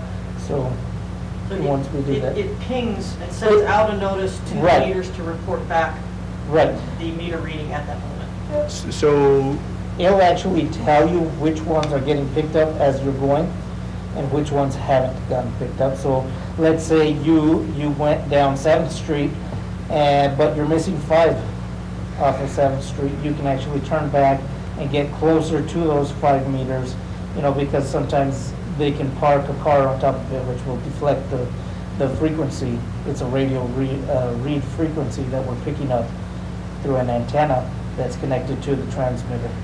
So if you get closer, you should pick it up. You know what I mean? And if by all means it did not pick up, you know, well, once we download and the cycle is coming up, that's the cycle that we're actually going to bill, it will actually be loaded onto our handhelds, which my staff will actually go out and manually read it. So is the meter reading happening like in sections of town, or how was that determined? We're reading the entire town. Every week. Every week. Okay. And we're getting this done within a day. It doesn't get billed every week, but No. they'll update the data Just to every kinda- week, so we keep that data fresh. We get Right. good updated information on what's happening in a particular house. And then just one section of What the section? cycle. One cycle goes to Jody, not the whole thing. Right. Now Josephine sees everything, Jody sees the cycle. Mr. Avery? Mr. Mayor, Maria, how are you addressing the COVID epidemic now? I know that the governor said that we couldn't shut any of the utilities down. How are you doing with the customers that are, how far are you letting them, Yeah. the building part of it, how high are you letting them go? 500, 1,000, 2,000? What? We don't have a specific number. We're dealing with it on a case-by-case basis. As customers, we are still sending out your past due notices. You're susceptible to being cut off. We stopped for a few months. That notice from the previous mayor was expired. And so we do send out notices, but we do not cut people off until we look at the particular situation. Is this something where they are 6 months behind and it's $10,000, which we hope we don't get to that point? Or is it 3 or 4 months, it's an elderly lady or somebody who's not working? We do try and work with every customer, but it is a case-by-case basis. We do not want to cut anybody off.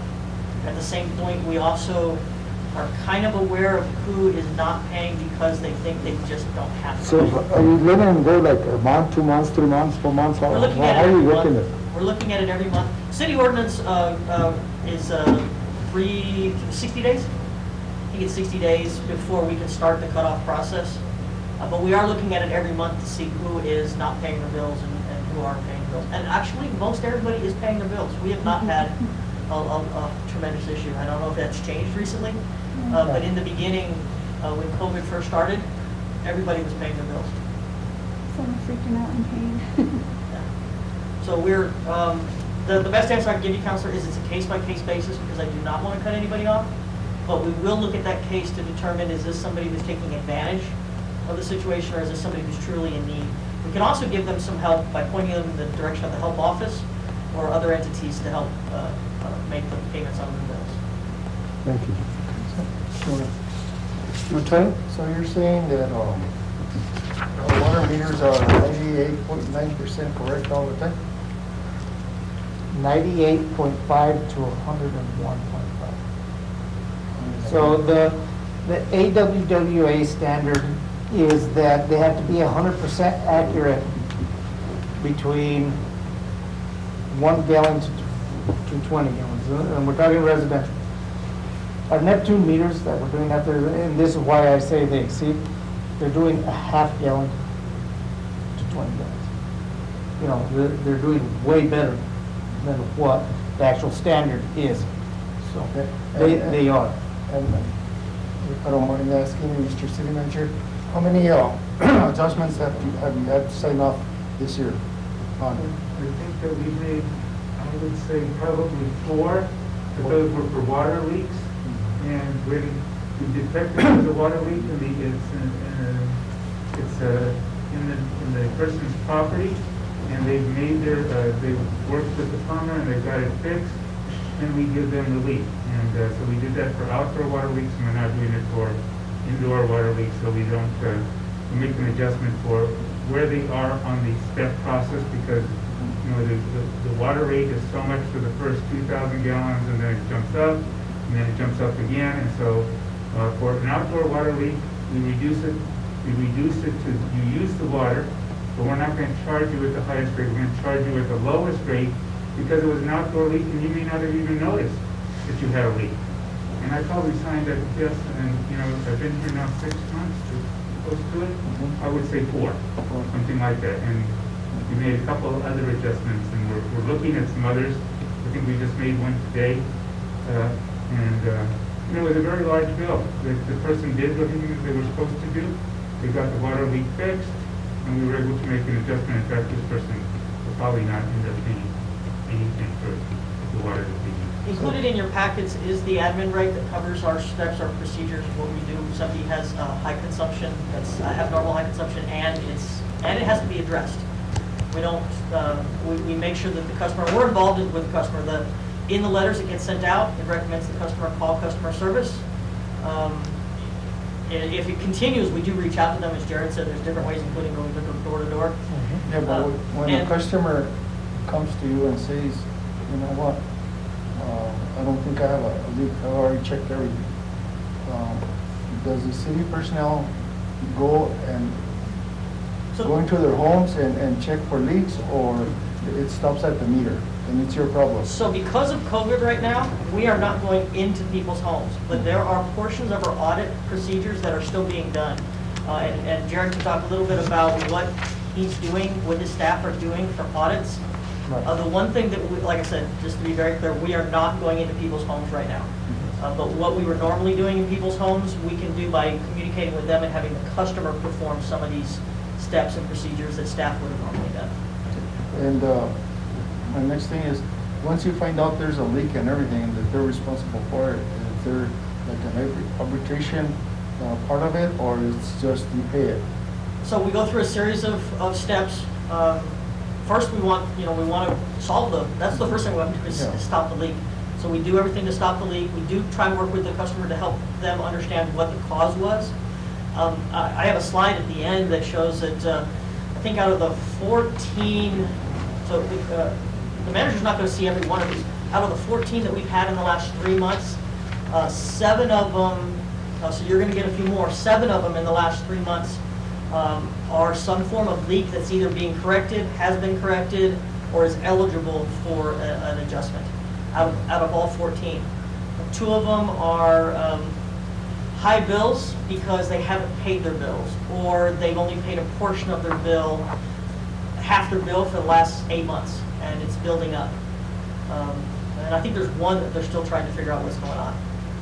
So staff continue to work with them until staff either know what caused it, like a leak, or have discounted everything and are left with only one alternative. And the one alternative, when we get to the end of it, is it was something that happened over one day, no one was there, or no one saw it. And there's no way to go back in history and stand there and find out what was it. Was it a faucet left open? Was it a shower left open?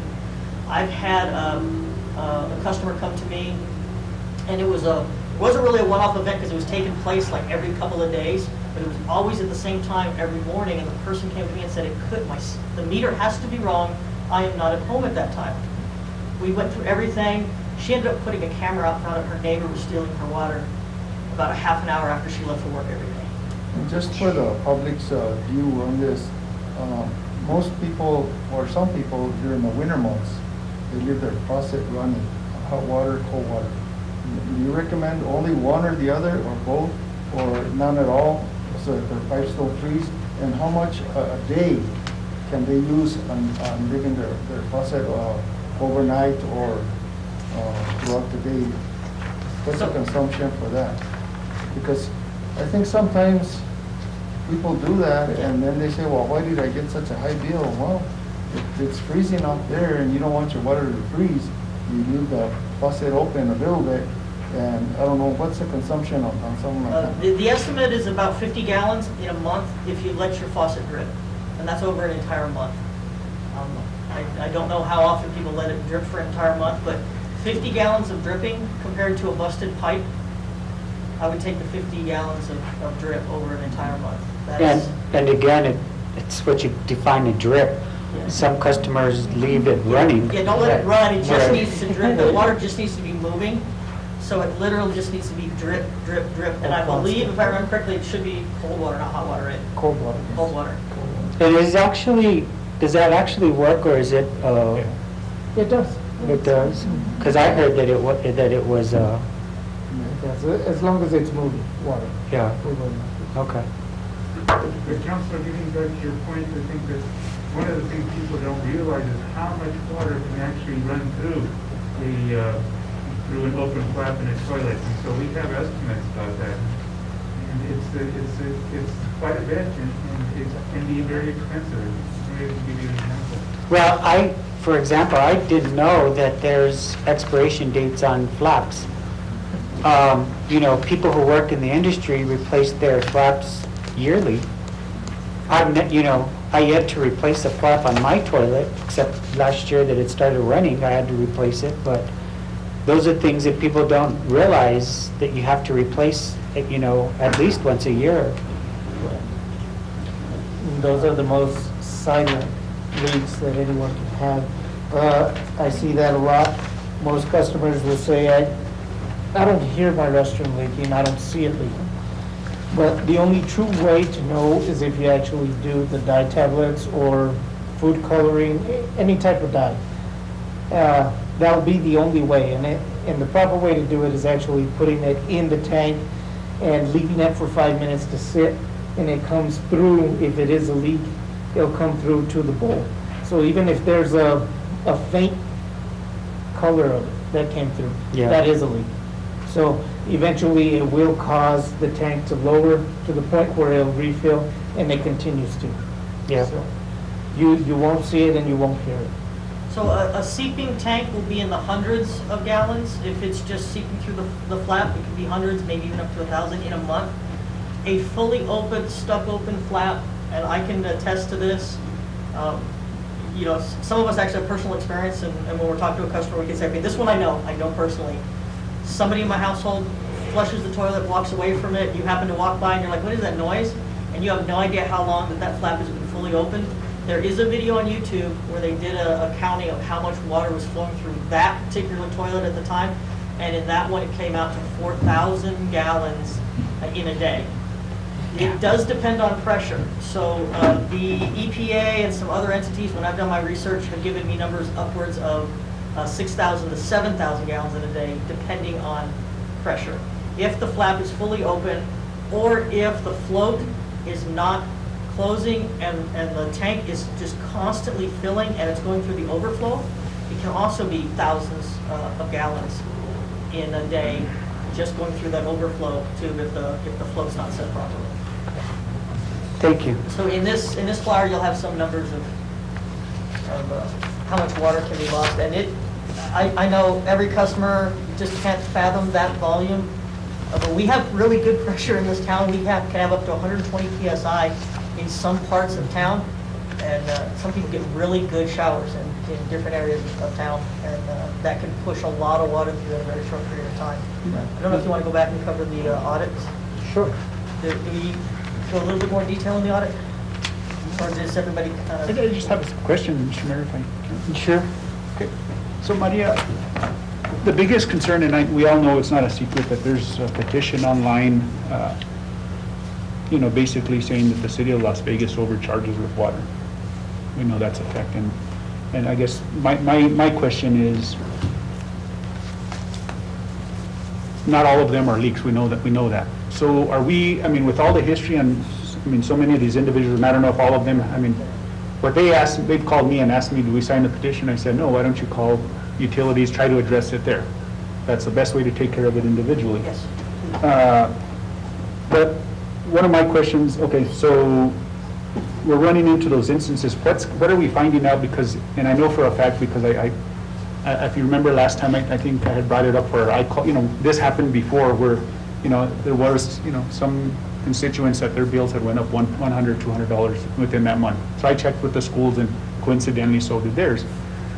So we know it's happening, that the bills are increasing. Could it be that the number of billing days in the cycle change very often? It can, but that's on the bill. And there has been times when something has happened with the billing cycle and it's 28 days or 35 days. And I think it used to happen earlier when, right after we did the AMR, we were trying to adjust and catch back up. Because when we, let me step back a little bit. When AMR is installed, in the installation process, there can be some challenges. There can be mismatched meters, there can be incorrect programming, and I'm talking nationwide. Our engineer that helped work with us on this addressed those issues before it ever came to the city of Las Vegas, so that when we installed our system, we didn't have those issues. We get the meters and the registers together, so we don't have the mismatched units. We did not change our billing system at the same time we were changing our AMR system, which can result in tremendous billing issues. We use gallons per minute, and so our meters were gallon per minute meters, so we didn't have that either cubic feet or gallon per minute issue, which is found in, I've done some research over the last several weeks, and I think I've come up with about 20, 25 communities across the country. The majority have been mismatched. They've all happened, or the majority have happened at installation. And talk about what mismatched is. Okay, so this is the meter, and this is the register, and they come as, you can buy them as two separate items, or you can get them together. This could be 3/8 inch, it could be a 1 inch, it could be a 2 inch, what else can it be? It could be 3/4 inch, 1/4 inch? 5/8. So, Yeah. and this is the same thing, it can come in different sizes, and if they're Correct. not the same size. Or the manufacturer. One is made by Neptune, the other one's made by Schmo Company. So the mismatch is the two different sizes. That's absolutely an issue. Do not ever get Badger meters and Neptune registers. You need to stick with the same manufacturer because they're made to work with each other. They will always say, like every contractor says, oh, I can make it work. Santa Fe had those issues with mismatched So equipment. we provide the meters, right? Or the individuals, do they sometimes buy their own? No, the city of Las Vegas Okay. purchases everything. So we're not Customer will pay mismatching. for it, but the city purchases everything together. We're not mismatching. Yeah, so No, we're, okay. We're not mismatched, we don't have billing issues. All those issues we learned from before we ever did our AMR system. So the issues that we do have can be, one of them is, and not necessarily the city of Las Vegas, but one of the issues that can come up, and again, this goes back to installation, is Santa Fe had in the early 2000s had done an aftermarket meter reading attachment. It went on the face of the dial and was supposed to read the dial. It didn't read accurately. It still read, and people were getting their bills, but it turned out that it was not reading accurately. So 10 years later, 8 years later, when they shifted to a new system and they did a meter read, that meter read did not match what the last meter read was. So customers actually were billed for about 10 years worth of incorrect reads all at one time. So they got $20,000 and $30,000 bills. It was water the customers had used. It was just 8 or 10 years worth of just a little bit off every month. Again, that goes back to installation and mismatched equipment. For us, the online, what's it called? Petition? The petition. I took a look at it, and the names I saw, a lot of them were from California, Philadelphia, Missouri. It's a nationwide Yeah. thing, so it's not necessarily local to Las Vegas. When there was a recent post on Facebook, I got all the names that I could get off of there. I went and had staff look up those accounts to see what was going on. On several of them, they were already in the process of getting credits. A couple of them were for years ago, and they'd already received credits. And a couple of them were legitimately high consumption.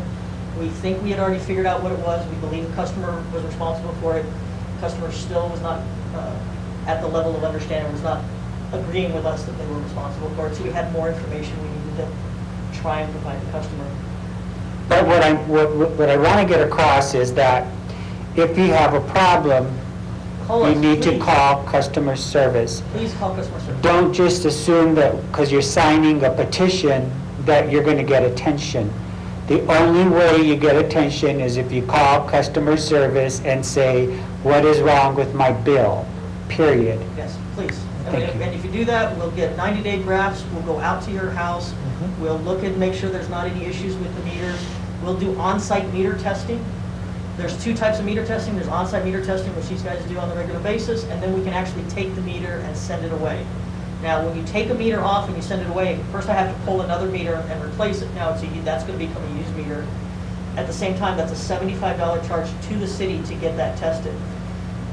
Because we've set 20 of these off, 19 have already come back with no issue. One came back reading slow, which was a benefit to the customer. It was under reading. We do let the customers know that we're willing to do this, but according to ordinance, it's a $75 charge that if it comes back reading accurate, the customer is responsible for that $75 charge. And any other fees that may come from it. Per the ordinance, it says the customer has to pay for the cost of the test. Labor. The other message that I want to, just so we can get through this presentation, is that we do everything we can to prevent the customer from getting a very exorbitant bill. And by using the consumption clerk and the audit system and everything, we are trying our best to avoid the customer getting a large bill. Or we do all the pre-work that we can what we can do to avoid the customer from getting a high bill. Use help from the customers in listening and checking their faucets but one thing that I did want to talk about is we're in the process, this AMR system was installed in 2012, 13? Started in 12, finished in 13. 2012, finished in 13, so in 2022, 2023, we'll be coming up to the 10 years, which is the end of the warranty lifespan. This is an AMR. The next step is called AMI, and we're actually already going to look into it, and it may not be as costly as I was thinking it was going to be. An AMI will allow for instantaneous reads at any time by anybody who has access to the app.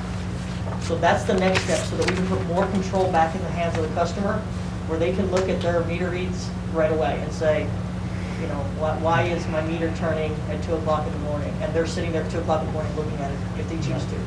So as Jared was saying, this went from 30 days between reads to find a problem to now 7 days between reads to try and find an issue to the next step is instantaneous reads to try and find issues. Humans are involved. Holidays, vacations, illnesses, the time that it takes to go through 500 pages or how many pages you have to go through. So unfortunately, it's not instantaneous, and sometimes maybe a number might be missed or something may be misunderstood. But the staff do a lot to try and minimize how long it takes to discover those increased consumptions. And I know our customers would love for us to know right away. Some bell goes off every time somebody has high water consumption. We wish that as well. And we're going to work our way towards the best and the most reactive data that we can get and system that we can have. I'd like to, go ahead. And just one last comment, and I know, there's this information spread around social media, and I just want to get this clear. The other thing that was mentioned is that it was recommended for all these individuals that have concerns to file a tort claim. And then just, the tort claim process is a process that's going to, number one, you have to have a loss. Am I right, Scott? With the tort claim, you have to have a loss. You have to have some type of injury or damage. So that's not going to settle the bill. So again, as the mayor had mentioned, is that, don't spend your time coming here and, filling out paperwork and doing a tort claim. The best thing to do is come to the city, meet with Maria and the staff, and let's try to take care of it that way, because that tort claim isn't going to, you'll wait, you'll file it, they'll review it, and there's a possibility it's not even going to go through. So don't even waste that time and just come to me with staff. And just for the record, every tort claim that we get, we have to use taxpayers' money to get it reviewed and analyzed. Even if it gets rejected? Even if it gets rejected or anything. So it's a lot of taxpayer money. And when all they have to do is call customer service and say, my bill is high, can you help me out? And we will help you out. We'll help you understand it, we'll help you with your billing, we'll help you with whatever we can. But can you reintroduce your staff, and I'd like to move towards the end of this Okay, presentation. let me say one more thing, and that's if it does end up being, or two more things if I might, it does end up being a high consumption that the customer is responsible for, we will also work a payment plan out with the customer. Right. We never say, we're going to shut your water off if you don't zero it out. We will absolutely work with customers, and sometimes it gets spread out over 12 months, sometimes even more, depending on that customer situation. So again, every customer is unique, every customer situation is unique. Please come see us so we can address that particular situation. And here's the slide on, in the last 3 months, we've had 14 customers with high bills. We have nearly 7,000 water customers. We have 14 in the last 3 months that have had high bills. 6 were confirmed leaks, 2 were missed payments, 4 were high consumption, but there's a pattern of that high consumption over the previous years. 1 is still being researched, and 1 was a one-off event. A one-off event is, it started on this day, stopped on this day. Nobody from the city was there to be able to say this is what it was, so we have to deduce what it was from the information that we have. So again, councilors, mayor, city manager, thank you for your time. Again, Jody is the customer service manager. Josephine is our consumption clerk. Jared is our field customer service supervisor, so he has a team of guys that go out and they will come out and help you on site. They'll do testing on site. I don't know how Josephine looked at all those numbers without going cross-eyed. These 3 people, and Rebecca Rice is the 4th person in this team, and there's several other people behind the scenes that answer the phones and are looking at this data, that are going out on site to try and solve these problems and try and help out our customers. And again, we're dealing with 7,000 different accounts every week. Right. Well, we appreciate all your hard work, and we appreciate you being here tonight. Thank you. Thank you very much. And you're always welcome here. Thank you all.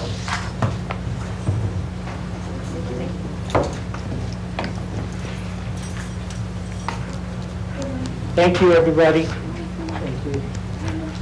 Thank you, I guess.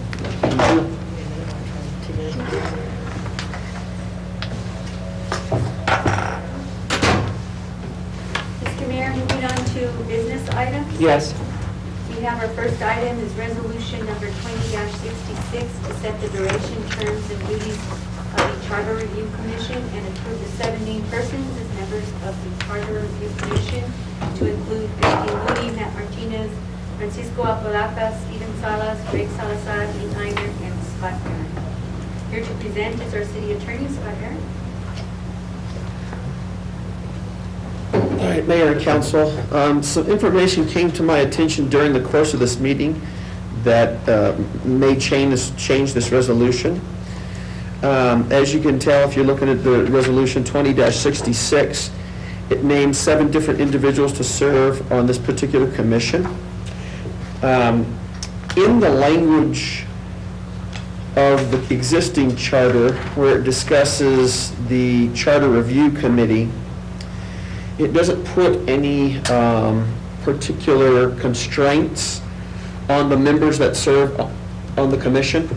However, if you go to the section of the charter that deals with boards and commissions, there is a provision that says that no member of the governing body nor any appointed official or employee shall serve on any board or commission. So to avoid the appearance of anything that would be inappropriate under the charter or would conflict with the charter, what I'm going to recommend regarding this resolution is that my name, you guys can do this by motion tonight, or we can just put this on a future agenda and I can come back with a more appropriate resolution. But my name would be stricken from here as an employee of the city, and there would have to be another person's name added.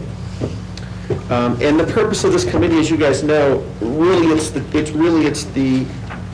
the council's job to review the charter every 10 years.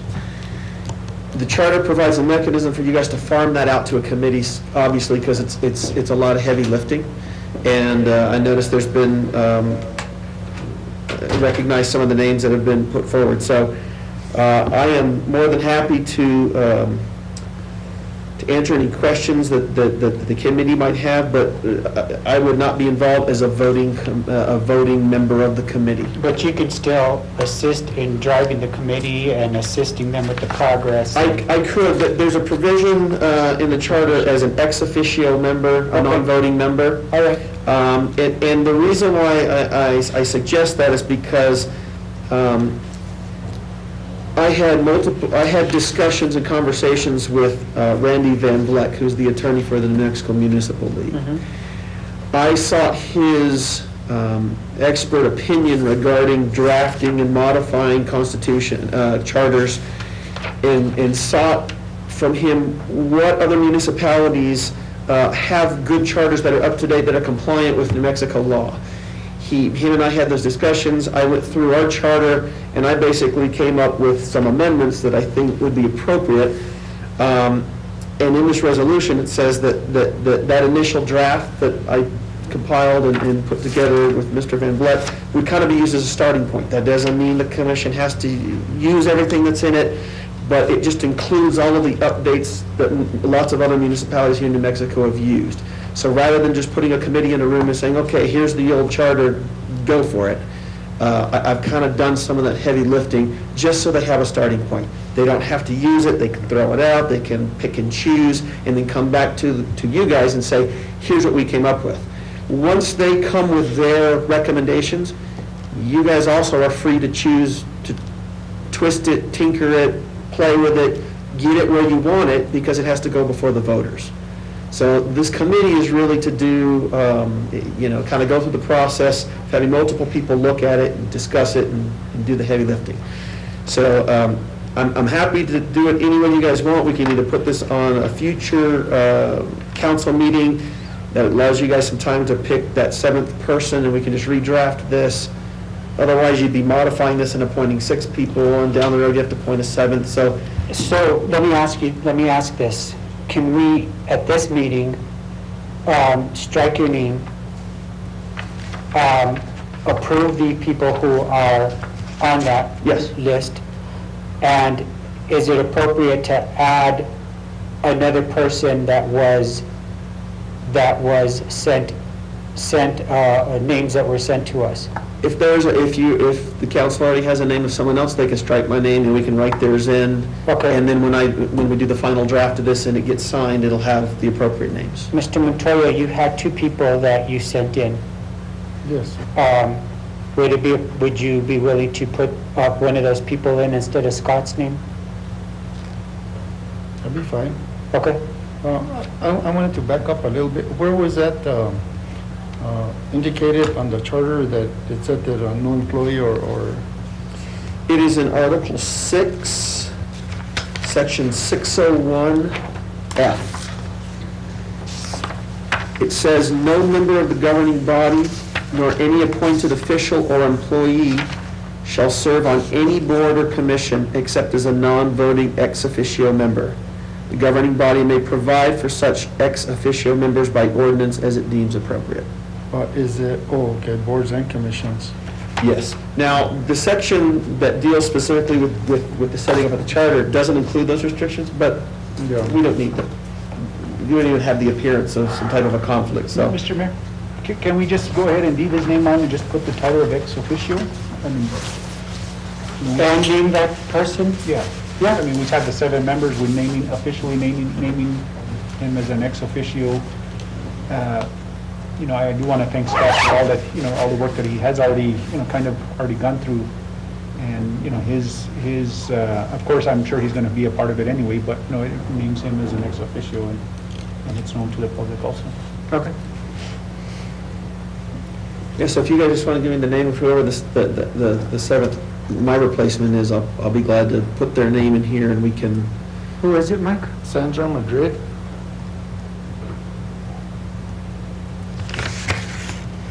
Okay, so here's what I suggest you guys do, or this would be the appropriate procedure for it, is to have a motion made to add Sandra Madrid's name and to have me changed as an ex officio member. Vote on that motion. If that motion passes, then this can be modified. You can vote to approve the resolution after that, and then we can move on and we're done. What's the pleasure of the council? Mr. Mayor, Mr. Romero? I make a motion to add Sandra Madrid and to name Scott Aaron as the ex officio. There's a motion on the floor. Second, please. Second floor. Second by Mr. Ulibarri. Roll call. Counselor Montoya? Yes. Counselor Limari Jr.? Yes. Counselor Romero? Yes. I have a motion by Counselor Romero, a second by Counselor Limari Jr. Thank you, Mr. Mayor. Motion carries. Thank you. And thank you, Mr. Aaron, for your work on this. Okay, so the motion's been modified. Now you guys just need to vote to pass the resolution. Approve the resolution. Approval of resolution. Okay? I'll entertain a motion. Mr. Mayor, question. Yes. I was going to ask, the resolution, it doesn't indicate the time frame and when they're going to be giving us updates or anything like that. Does that come later or? So on number 2, it says here that the commission's hereby instructed to review the initial draft as compiled by me, Scott Aaron, as a starting point, and to complete the review and submit a draft of the reviewed charter on or before the last council meeting held in October of 2021. So they basically have a year. I would like to see them get that done before then. That way you guys have a chance to read it and maybe you want to send it back to them and say, hey, there's some things in here that still need work. But I would suggest that we try to get it done finished totally with corrections and everything by January of 2022, because I believe is it in March that it goes to the voting? Correct. So we start our election process in November of 2021. So we have to have those resolutions done and to the Secretary of State and so forth. So we start then. So it needs to be done prior. Okay. What's the pleasure of the council? Mr. Mayor, I just had one question. I don't see it taking that long, so I mean, I guess maybe with our direction and Scott's direction there as an ex officio member is, I don't think I think we've already experienced the headaches on what needs to be changed within the charter. Sure. And I think a lot of these members that are here, they know them also, so I don't think it should take too long. The sooner the better, then get it done faster. You guys can always direct them at a later time, maybe 3 or 4 months into their duties to say, hey, we'd like an update? Why don't we just settle that now? Why don't we get a monthly update? Okay, that's fine. And that could be done by any member of the Charter Commission. They would have to appoint a chair, and then that chair could probably... Whoever, yeah. And I think there's a natural incentive here for this group to Right. get it done. I mean, they don't want to Exactly. string it out. Yeah, because if we give them 6 months or whatever, then it's going to take a full 6 months. I'd rather them give us an update every month, and if it takes 2 months to do it, or 3, better. Okay. Is that agreeable? Yeah, and yes, of course. One concern that I had is, we need to have access, like for instance, for our city clerk or yourself, to give them input as to what mayor and council are more or less thinking about, or what needs to happen, what has happened in the past, in the last 2 administrations, and make those kind of changes. So as long as there's a window for that kind of, and then also, they need to have some kind of public input in their meetings, so that the public has, and organizations have input as to how they want to govern the city. Correct. Well, here's the thing. Once the committee is done doing their work and they submit their version to you, you guys mark it up. You don't have to take their suggestions, and they don't become law. They don't even become a proposed law.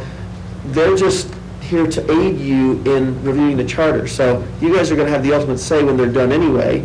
I'm happy to work with you guys and review it when they get done, and we can make whatever, I mean, you guys are going to have to make the changes you deem appropriate. And at that point, it would be prudent to do a public input, what do you call it?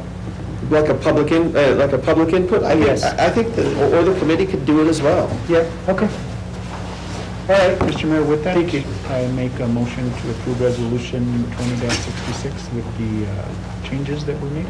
All right. There's a motion to pass Resolution 20-66. Second by Mr. Ulibarri. Roll call, please. Councilor Romero? Yes. Councilor Montoya? Yes. Councilor Uribarri Jr.? Yes. I have a motion by Councilor Romero, a second by Councilor Uribarri Jr. Thank you, Mr. Mayor. Motion carries. Thank you. Thank you, Mr. Aaron. Mr. Mayor, next item is the Lodgers Tax Advisory Board request to award $500 to the Las Vegas Arts Council for advertising. And I guess we have Mr. Bill Hendrickson to present. Thank you. Welcome, Bill.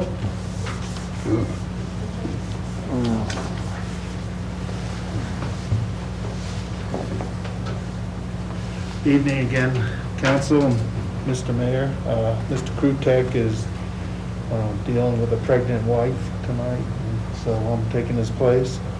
We're required by procedure to have all requests approved by council, so that's why we're here for this $500 request. This doesn't happen too often, but just due to COVID, we got this outlier. Normally, we have them all done at one time.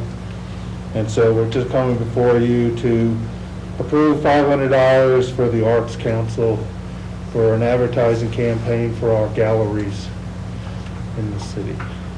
And where's that money coming from? Lodgers tax. Got you. Yes. Thank you. Mr. Mayor? Mr. Romero? The other question I had is, are all art galleries within the city afforded this opportunity? I believe it's, I'm not sure if they're all members of the council or not. I do not know that for a fact. So it would be to, okay. They're going to be promoting Las Vegas art galleries in general. They did this last year on Facebook, and they had a very good response. And now they want to expand it again on Facebook, and then additionally through the Santa Fe New Mexican and Plaza Tiempo as well. So I guess my question is, Lodgers tax is citywide. It's not only made for the Las Vegas Arts Council. So are we okay by affording selective galleries only on them? If we use this money for selective galleries, or should we? It appears to be from the language on here that it's marketing Las Vegas's online galleries. And in and outside of the state. That's correct. And this is going through the Las Vegas Arts Council. So again, all artists or art galleries would be able to participate? Yes. Okay, That's all. all right. And what is it, in-state and out-state? Not the galleries, but the advertising. Oh, Thank you. What's the pleasure of the council? With that, Mr. Mayor, I make a motion to approve the $500 request to the lodger's tax request to the Las Vegas Arts Council for advertising. There's a motion on the floor. Second, please. second, Mr. Mayor. Second by Mr. Montoya. All in favor? Or do we need a roll call? No, only a roll call for resolution and ordinance. Okay. All in favor? Aye. Thank you, Right. Mr. Mayor. Thank you. The motion carries. Thank you, Mr. Hendrickson. I've got the next one too. Okay, go ahead. The next item is to request approval of the contract with AOS for a conservative assessment of the main roof analysis of rear addition demolition and working drawings for repair scope of the old City Hall building. That's the fire station? That's correct, Old City Hall. Okay. Council and Mr. Mayor, there is a little typo in there. It's a conservation assessment. These architects are really been suggested by the preservation folks at the state, New Mexico, in Santa Fe. And so we have a contract request. They proposed $59,957.47. And part of this is getting paid through a CLG grant, which is a certified local government. It's being paid by the Park Service. It's money from the Park Service for this. They're providing $21,520, and the city, by the contract with the grant, is to supply the other $33,638. And we also have additional funding that we received through the state for additional $100,000, which would make up a little bit of the difference on that. This is for the roof. This is to assess the roof and to provide the plan for the repair. Got you. And is that for both roofs or just one? Well, I wasn't aware of both roofs, but for the main roof, as far as I know. And that's, again, it's not for repair, it's just an assessment. That's right. They're going to assess it and design or provide what has to be done for the roof. There's a lot of loose roof joists up there as well. We also have to, before we even go in there, we have to build a catwalk up there so the engineers can get up there and look around and get their hands on the roof as well. And is, Mr. Mayor, is that in time with, will we get the amounts or the estimates or the proposed estimates before our list of legislative requests this year? Or is that something that we can still just apply for without having an answer from these guys? Well, we already received $100,000 before this was done as well. So this job is probably going to go through to March, by the time they provide us the plan, the drawings, and so forth. So we'll probably be in Santa Fe before that. Okay. Any other questions? What's the pleasure of the council? Mr. Mayor, Mr. Romero. make a motion to approve contract with AOS for conservation assessment of the main roof. Second? Second, Mr. Mayor. Second by Mr. Romero. All in favor? I mean, Mr. Montoya. Sorry. All in favor? Aye. The motion carries. Thank you. Thank you, Mr. Hendrickson. Go ahead. Next item is resolution number 2065, authorizing the appraisal of a portion of right-of-way off of Valencia Street, the south side behind the Plaza Hotel. Mr. Mayor and Council, Alan Alfelt, the owner of the Plaza Hotel, has requested to purchase the property that's right behind the hotel on Valencia. Up until his request, most of us assumed that the hotel owned it already, but they don't. It's city property where the parking spaces are. And his plan is to beautify it by repaving or concrete work or whatever it takes. He needs to fix sidewalks as well to make them ADA compliant and so forth, and that's his plan for that area. And just for the record, it's only that piece of property directly behind the plaza That's correct. that is serving as parking for the Plaza Hotel, period. That's correct.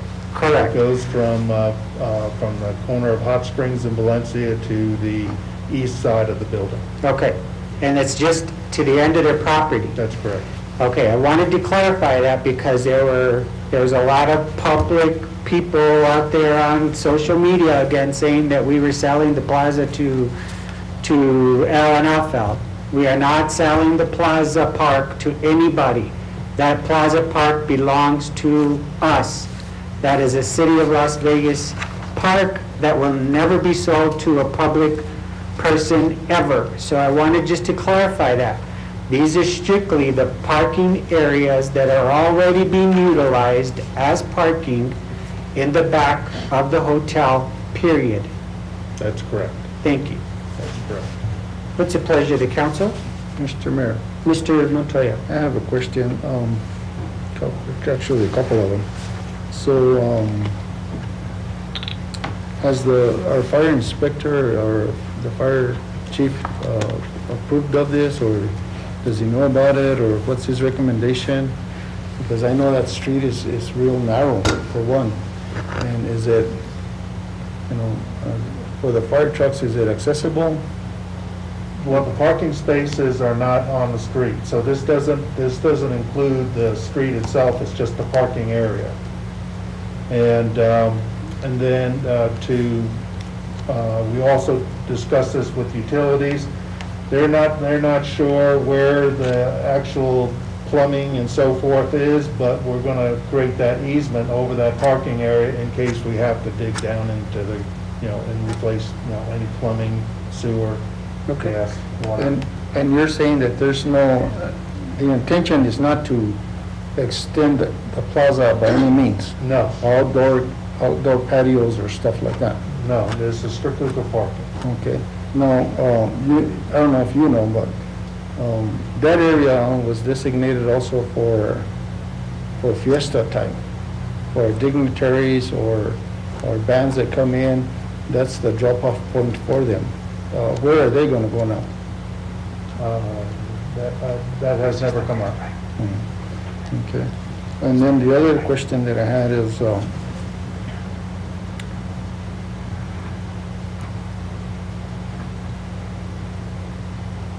other businesses won't be able to utilize this at all?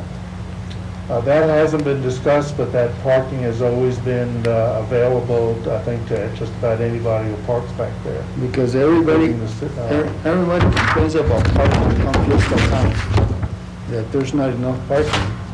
And we fixed that parking for parking, additional parking, because I know across the street they charge, and other places around there they charge for parking. I would assume if he's purchasing that property for his hotel, it would be exclusively for his customers, those 12 spaces. All right. I mean, if I owned the hotel, I would restrict it for my guests only. But, Yeah. So it's that area, right. Okay, thank you. Thank you. I would have to assume that he could do that if he would like. Sure. Yes. It's going to be his property. What's the pleasure of the council? Mr. Mayor, I just want to clarify this, because, we do have that, and I pulled out a map. This parking is between the Plaza Hotel and Valencia Street, right before the Bank of Las Vegas. It's not in the front, it's in the back. Right. And all that parking It's has on the been. backside on Valencia Yeah. and going from Hot Springs to... And as of this point, the Plaza Hotel currently already uses that parking. That's correct. Just for clarification. And, we still have to go through and get a survey and appraisals And and that so was forth. that was my next question, is right now, this is just a survey. It will come before us. That's correct. For the sale. Yes, for the sale. What's the pleasure of the council? Mr. Mayor, Yes, sir. I make a motion for Resolution 20-65, authorizing the appraisal of a portion of the right-of-way of Valencia Street South behind the Plaza Hotel. Second, please. Second floor. Second by Mr. Ulibarri. All in favor? Mr. Mayor, I need a vote for resolution. Oh, I'm sorry. I'll get used to this. Roll call, please. Counselor Montoya? No? Counselor Romero? Yes. Counselor Olivari Jr.? Yes.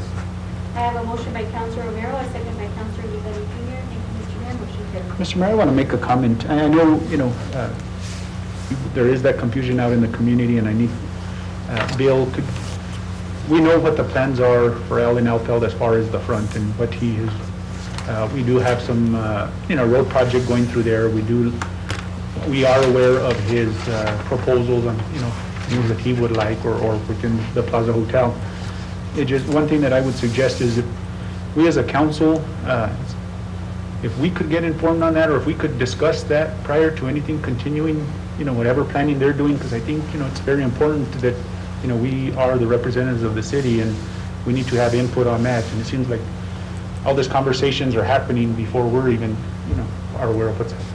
Would council like a presentation from Mr. Alfeld? Well, can I just say this first? Okay. So what became very confusing in the community was this new paving that we're going to be doing, the national paving and the paving around the plaza.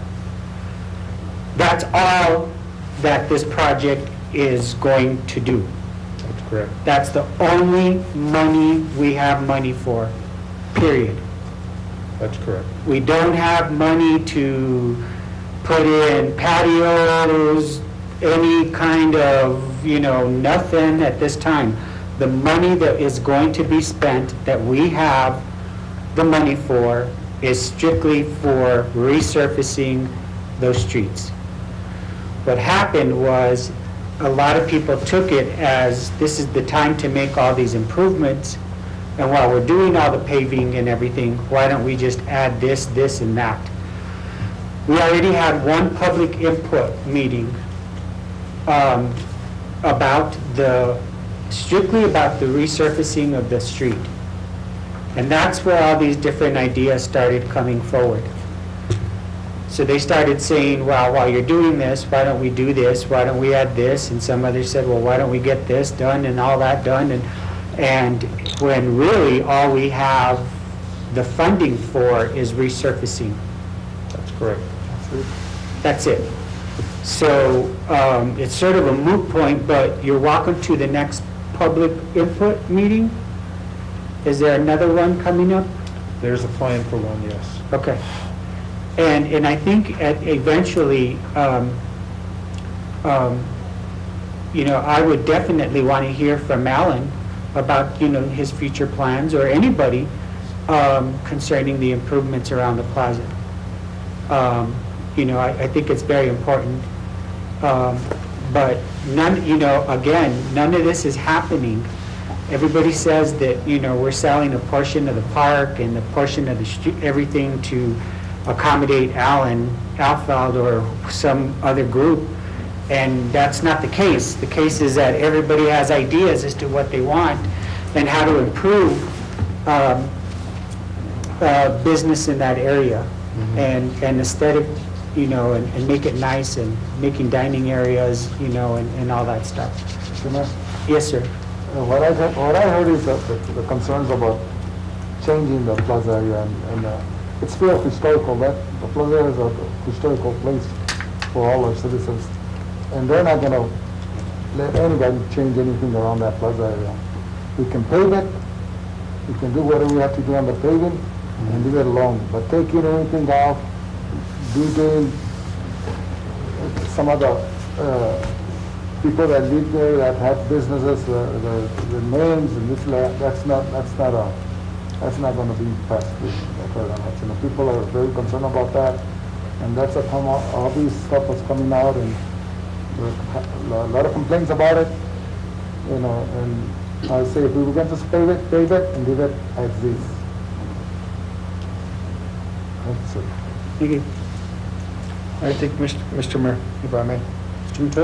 You're definitely correct, Mr. Mayor.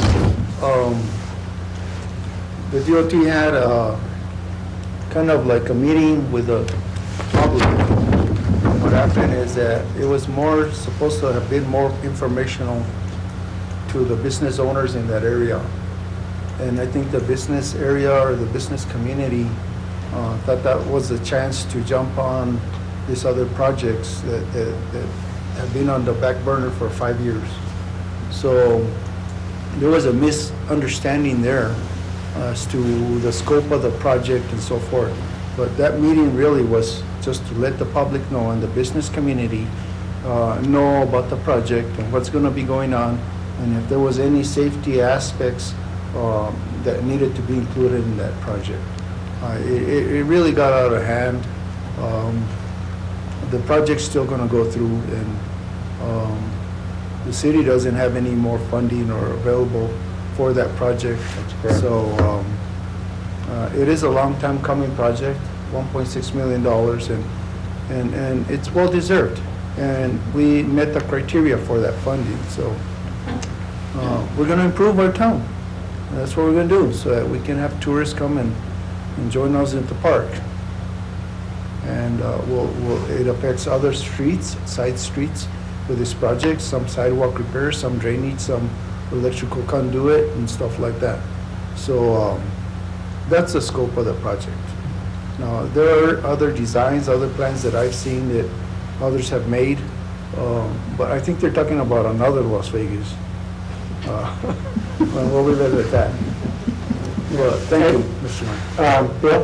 Mr. Mayor, and this is just to reiterate some of the points that I've already made, but I've already had discussions with some of the business organizations there. We are going to have another meeting.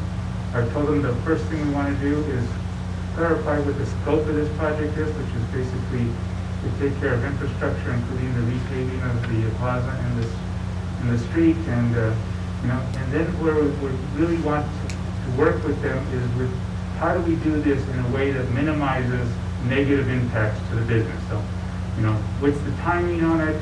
How do we do it one lane at a time? We redirect traffic to the Valencia parking lot and to that. But we want to work with you on those things, but the scope of the project has been set. We've got a certain amount of money to do a certain amount of things, and defined by the grant that we got from the Department of Transportation.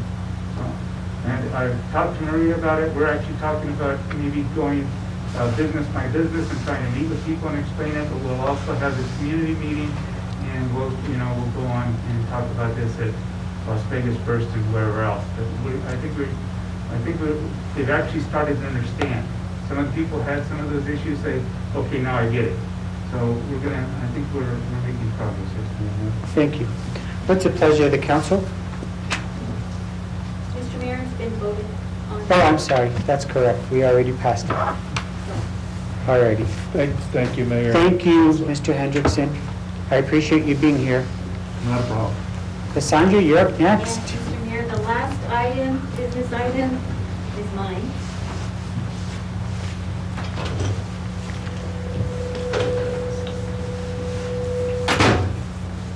Thank you.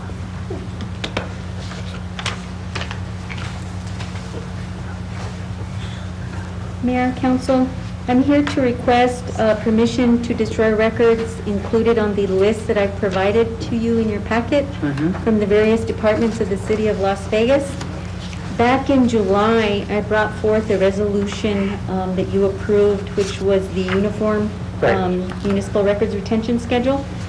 So according to that, you have the authority is granted to you to approve and give me, the city clerk's office, permission to destroy any records for any of our departments. I've gone through all the records, and all of them are eligible for destruction. They have met the requirement of the retention schedule. So I'm asking for permission to go ahead and destroy those records probably as soon as possible, as soon as we get the quotes that we need for them to be destroyed. There's approximately 421 boxes that need destruction, so. Good. So, and we'll be doing this quite as often as we need to. We have a lot of records that need to be destroyed. So we'll be coming back to you every so often to get those, to get permission. That's great, and I appreciate all your work in doing that. I know every single organization that isn't completely online struggles with this. It's a big issue for a lot of companies just to retain records and holding them and everything, and I appreciate your diligence in going through those records. We just have so much paper. Yeah. And we are in the process of scanning all our documents, so then we can have them in our Laserfish. Good.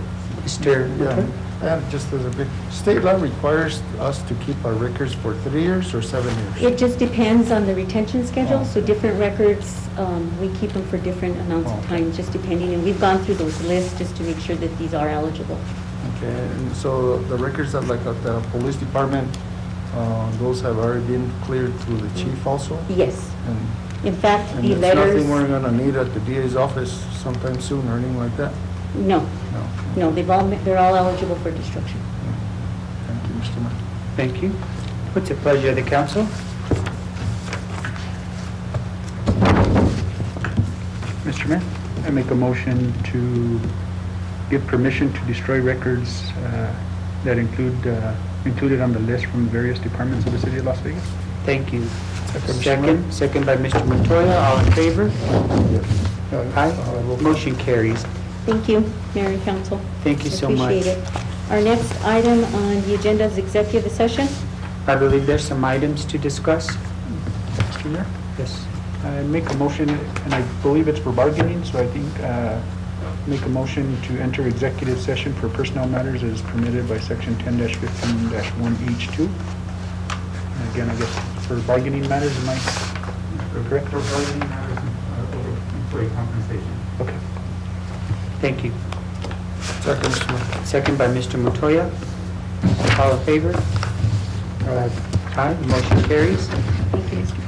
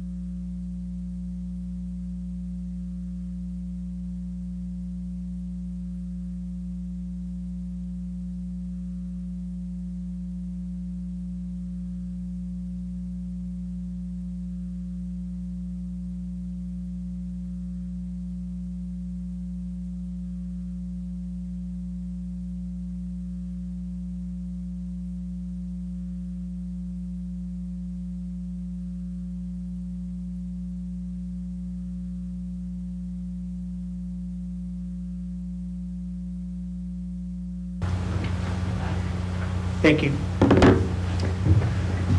Next order of business? Mr. Mayor, I make a motion to return from executive session, and I'd like to know for the record that only those matters specified in the motion for executive session were discussed and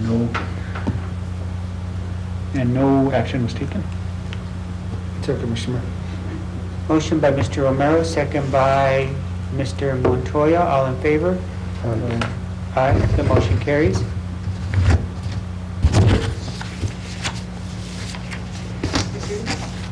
Mr. Mayor, make a motion to adjourn. There's a motion to adjourn by Mr. Romero, second by Mr. Ulibarri. All in favor? Aye. Motion carries, please. Thank you. Thank you for all your work, Cassandra. And Danielle, thank you so much. And Bill, and Scott,